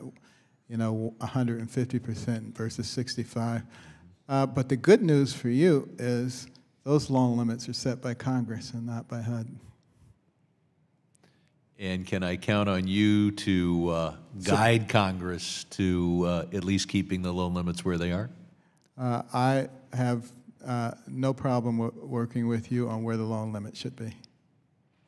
I'll take that as a yes and go on. There's been a source of confusion for FHA lenders with regard to the eligibility of various down payment assistance programs, particularly those that involve premium pricing. Can we count on HUD to issue more detailed guidance so that lenders can understand what programs, what practices are permissible and what aren't? Thank you so much for asking that question because it's very important. Some of the loan down payment programs have been a disaster and have, led to a lot of defaults. Others have not. And being able to decipher which ones are which and make those recommendations are very important. We'd be very happy to do that. So you'll be studying this, determining what the rules ought to be, and issuing the kind of clear guidance so that people will know what's kosher and what isn't. Very much so. We look forward to that. Any idea what the time frame would be as far as issuing additional guidance in that area? I'll have to consult with the group that's working on that. Okay, we'll make that a question for the record, and I'll ask for an explicit time there. There's been this proposal released by the White House to restructure the whole federal government. Part of that moves the community development block grants from your agency to the Department of Commerce. I've been here for a long time. I have grown bald in the service of my country. And to paraphrase President Washington, General Washington at the time. And I've seen people move boxes around at great expense and delay and confusion, and then nothing actually gets any better. Can you see any particular, what's your view on moving CDBG from your department to Commerce, and what would be the plan to make things better? Well, back when you had hair, this was brought up before too, as you probably remember. It's a high-level proposal. There's obviously going to be a lot of back and forth. It's unclear where the dust will settle on that one. But I've heard arguments in favor of CDBG. I've heard a few arguments against. I'm persuaded it's a good program. But is there anything your department is doing wrong in running this program that would somehow be corrected if we moved it to the Department of Commerce? I can tell you right now, we are looking at CDBG in terms of how it can be reformatted in such a way that some of the abuses that have occurred in the past will not occur any longer. And that will happen whether it stays at HUD or whether it goes to Commerce. I would strongly recommend conferring with members of Congress as to how money is spent in their own district. Mr. Secretary, I'm sorry I wasn't here at the beginning of your testimony. I was out visiting immigrant children who had been separated from their parents, and I yield back. Time the gentleman has expired. Chair now recognizes the gentleman from West Virginia, Mr. Mooney. Thank you very much, Mr. Chairman. Mr. Secretary, thank you so much for coming to West Virginia and touring the drug rehab housing and seeing what we're doing on the ground there. Really appreciate that. And you remember one thing, I was going to remind you of a couple things that were brought up at the time. One was that in one of the recovery centers, it was all female. A lot of the female in recovery are not wanting to live near men. Men have been abusing them in many cases, and they want single-sex housing available to them. It's been very effective, and there were some HUD rules that were getting in the way of that. So if you could please continue to address that, I would appreciate it. Absolutely. I know at the beginning of your testimony, you mentioned your mandate of protecting people from discrimination regardless of their color, race, national origin, religion, sex, disability, or family status. What is not mentioned in HUD mandate is looking at crime data And I just want to again applaud some that you're doing. I read a New York Times article from March 28th, 2018, detailing some of the relief you've provided to some cities. It mentions Hesperia and Houston and other cities that were wrongly targeted under Obama, using crime statistics to keep like child molesters out of neighborhoods where there are little children. And they were being targeted as if that was discriminatory. It was outside of HUD's mission. I just want to applaud your continued efforts there to bring fairness to the cities around this country that are attempting to have housing in ways that are appropriate, similar to the HUD regulations. Absolutely. So I know there's more people in the queue, so I don't want to necessarily take all my time. If you have any comments on that, well, please do. you know, you said the key word right there, and that is fairness. And, you know, in everything that we look at, we need to take everybody's point of view and what works for them. And what we've started doing as a society is picking a group, the group du jour, and, you know, their rights sort of trump everybody else's. That's not how America was designed, and I think we have a real duty to make sure that we don't go down that pathway. Thank you, Mr. Gentleman, Secretary. I'll be happy to yield my time to the gentleman from Arkansas, Mr. Hill. I thank my friend from West Virginia. Mr. Secretary, it's great to see you today. Thanks for your ability to stay with us. Thank you for coming to Arkansas. It was a real pleasure to show you the success of the RAD program in public housing, and both in Little Rock and North Little Rock, where we're over $100 million will be putting in the ground for our public housing residents. One building you and I looked at was built in 1937, so I'm glad we've rushed around to getting it completely fixed. Thank you for that. It was very impressive, some of the things that were going on there. Well, and I want to talk to you about the Envision Centers. You know, this is a good initiative, I think, of HUD, and you toured our house in Little Rock, which I think could be a real model for managing Envision Centers. Is it your vision about Envision that the nonprofit sector could take the lead in providing those services to our public housing residents? Absolutely, and it's very important that they do take the lead in doing it. Because we want the ownership and the direction to be locally based. We intentionally designed the program so that you wouldn't have a bunch of bureaucrats in Washington trying to run it, and that way it's not altered when administrations switch. Also, Mr. Heck was talking to you about housing affordability, and one of the best things I've noted about housing affordability this year is that incomes are up in our economy, and some people have derided the President's Tax Cuts Act as crumbs or hip, hip, hooray that the economy is doing better. But in my district, the typical FHA loan's about $119,000. So if you look at the interest cost of that, a $2,000 benefit to a family, that's like 3 monthly payments. Absolutely. That's like 50% of a down payment for an FHA loan. More than covers the insurance for that whole family for more than a year on a house of that size. So I hate the derision about the success of letting families keep more of their income, but I think it will help us boost housing affordability across this country and get more families into housing. Do you share that view? Absolutely. As the old saying goes, a rising tide floats all boats. And anything that we can do that increases the economy, increases opportunities for people, obviously solves a whole lot of problems. The other thing, and Mr. Heck talking about housing affordability, a worthy topic. Another thing I know in some districts, Arkansas is very affordable. We encourage all people to come live and work in Arkansas where housing is affordable. But in certain places, I hope you'll speak out against excessive costs, regulatory costs, development costs that drive up the cost per unit of housing, like in Southern California, for example. Well, that's one of the big issues. There's the zoning restrictions and the regulatory costs that have driven things out of sight. And you know, what we're going to be doing with AFFH is getting people to relax some of those things. Thank you very much. Time of the gentleman has expired. Trying to recognize the gentleman from Florida, Mr. Christ. Thank you, Mr. Chairman. Secretary Carson, thank you for being here today. Absolutely. Pleasure to see you. I look forward to discussing with you several concerns I have with HUD. On June 7th, I wrote you a letter, along with the entire Democratic delegation from Florida, about how your proposed rent hikes on the poorest Floridians would evict 1.7 million Americans, including 1 million children.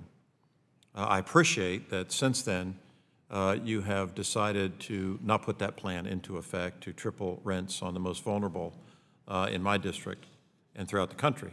However, even without tripling rents, the moral compass of the making affordable housing work could use a recalibration. Specifically, the plan to eliminate deductions for medical expenses and child care will target poor single parents who spend a disproportionate share of their very limited income on the basic needs of their children. Single parents do the work of two people. We should be offering them a hand up, not slapping them on the wrist with a steep rent hike. And so I'm still awaiting a response to the letter. While I am, I'd ask unanimous consent to insert the letter into the record, Mr. Without objection. Thank you. In the interim, Mr. Secretary, maybe you can shed some light for me.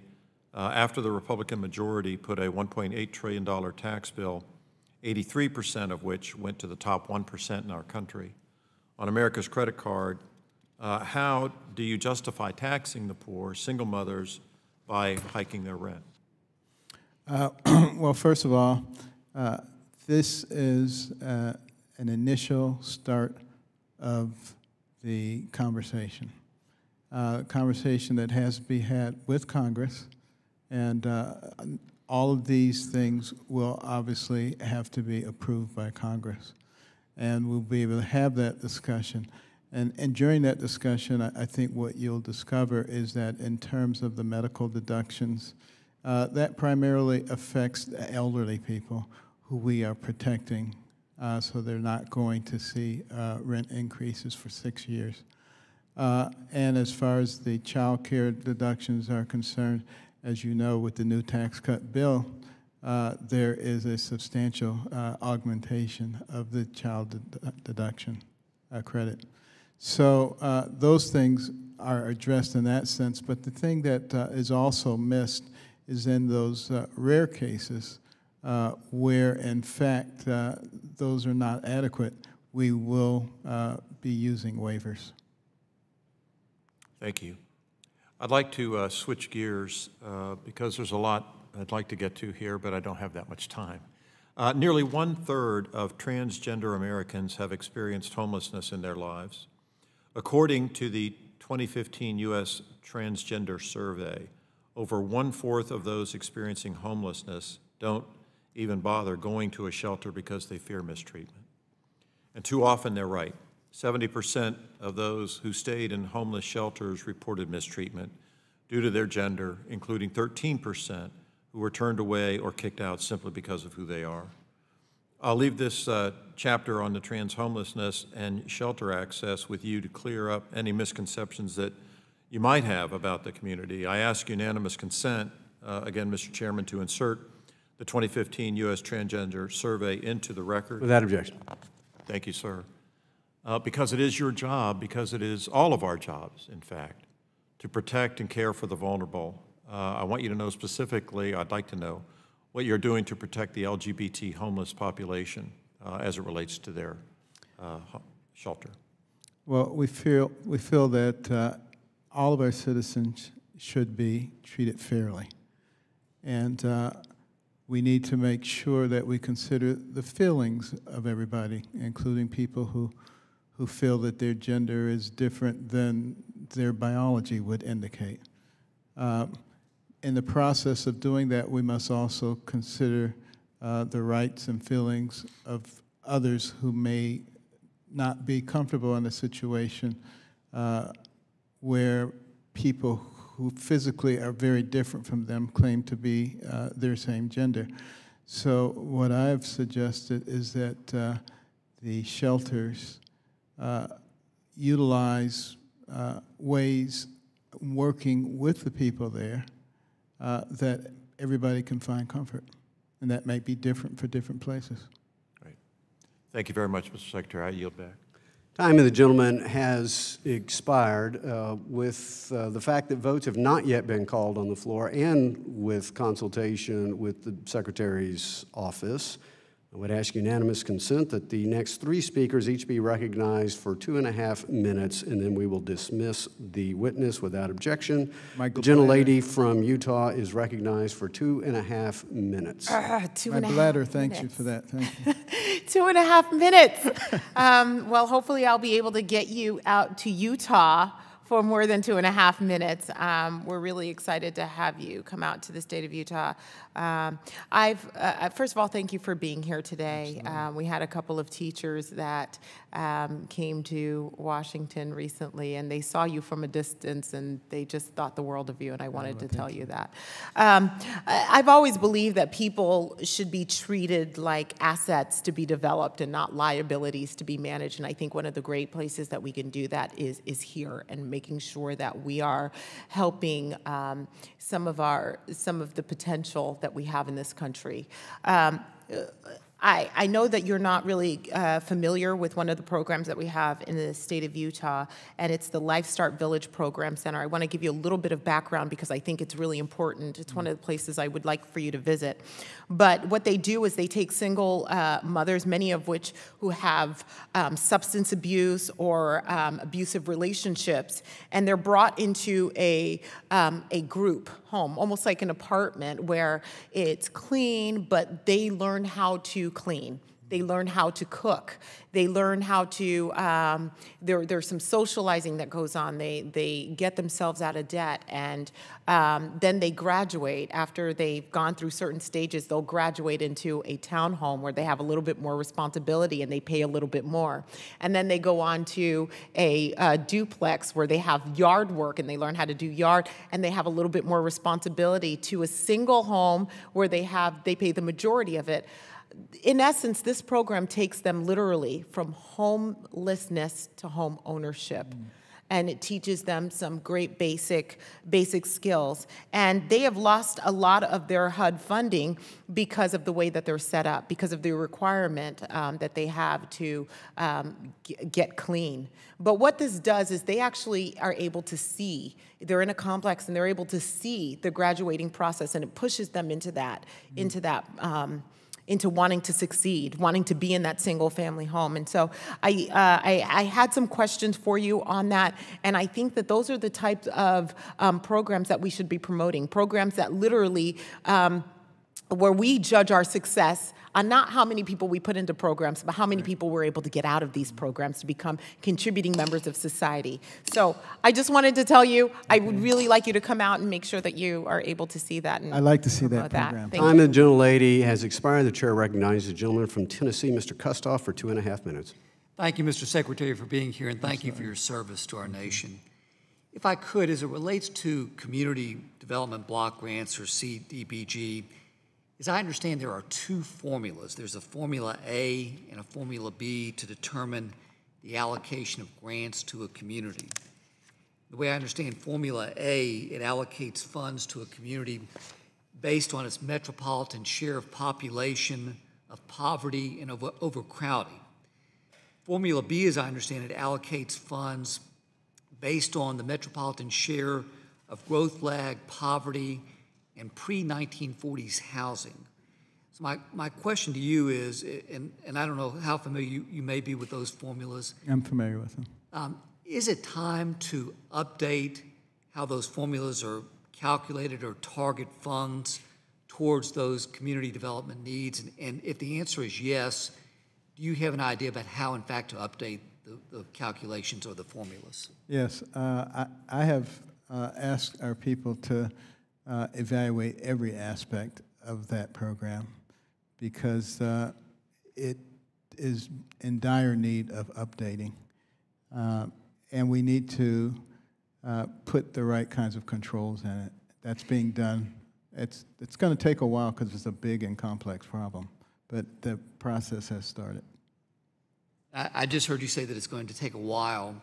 Would you have a guess as to how long it might take, what the horizon may be to update those formulas? I would hope we'd be talking months and not years. Thank you very much, Mr. Secretary. And Mr. Chairman, I yield back the balance of my time. Gentleman yields back. Chair now recognizes the gentlelady from New York, Ms. Tenney. She will be the last member recognized before we adjourn. Gentlelady is recognized for 2.5 minutes. Thank you, Mr. Chairman, and thank you so much, Mr. Carson. You are not only are you and your life's work a national treasure, you are wildly popular and really just a very well respected in my region, and we would be completely honored to have you visit and see some of the unique issues that we have in our area. And I'm going to try to hit three really quickly. And I'm not sure you're aware of it. It's sort of a state issue, but I'm wondering if HUD can help us with. It's an issue known as the Special One-Time Assistance Program in New York City, where our New York City mayor is sending people from New York City up to regions, including my district, where these people are actually getting public assistance for a year and getting housing subsidies and using, our public assistance. And is there something? I mean, obviously, our communities are much poorer and have much less resources. It's interesting that our socialist mayor from New York City thinks that we need to bring these people to our district, and we're happy to provide humanitarian aid, but we have less resources than New York City. Is there anything that HUD can do or you can do to help us navigate through this or prevent this from happening? I just heard about this yesterday. Okay. And absolutely. I mean, it doesn't sound right, and we're going to look into it. Thank you. I appreciate it. The next big one is obviously the Community Development Block Grant. The disaster relief program. I know you've answered some of the questions on that, but is there anything we can do in my flood-ravaged region, oddly enough, landlocked, but with a lot of rivers and streams and problems with flooding? Is there anything that we can do or rely on with HUD on that side where we can find some relief and some efficiencies that will help my region deal with the flooding issues on the HUD side? I hadn't heard a whole lot about flooding in your region, but obviously if it's existing, absolutely. Thank you. It's oddly enough, we're a landlocked area, but we have a lot of flooding. And on the last, just wanted to talk a little bit about the Federal Housing Administration, the FHA, and some of the competitive advantages they have over in the lending space, and wondering if there's anything we can do to obviously provide the relief and the security with an FHA loan that we need, but also not crowd out private lenders in the area so that they can be part of the equation. Is that something that HUD is considering? We always liked the idea of bringing private capital into both the primary and the secondary market. Thank you so much for your service. We're grateful to have you. Time of the gentlelady has expired. For what purpose? The gentleman from Florida seek recognition. I ask unanimous consent to insert into the record a petition that had been compiled by the ranking member. Without objection. I'd like to thank the witness for his testimony today. Without objection, all members will have 5 legislative days within which to submit additional written questions for the witness to the chair, which will be forwarded to the witness for his response. Mr. Secretary, I'd ask you to please respond as promptly as you are able. This hearing stands adjourned.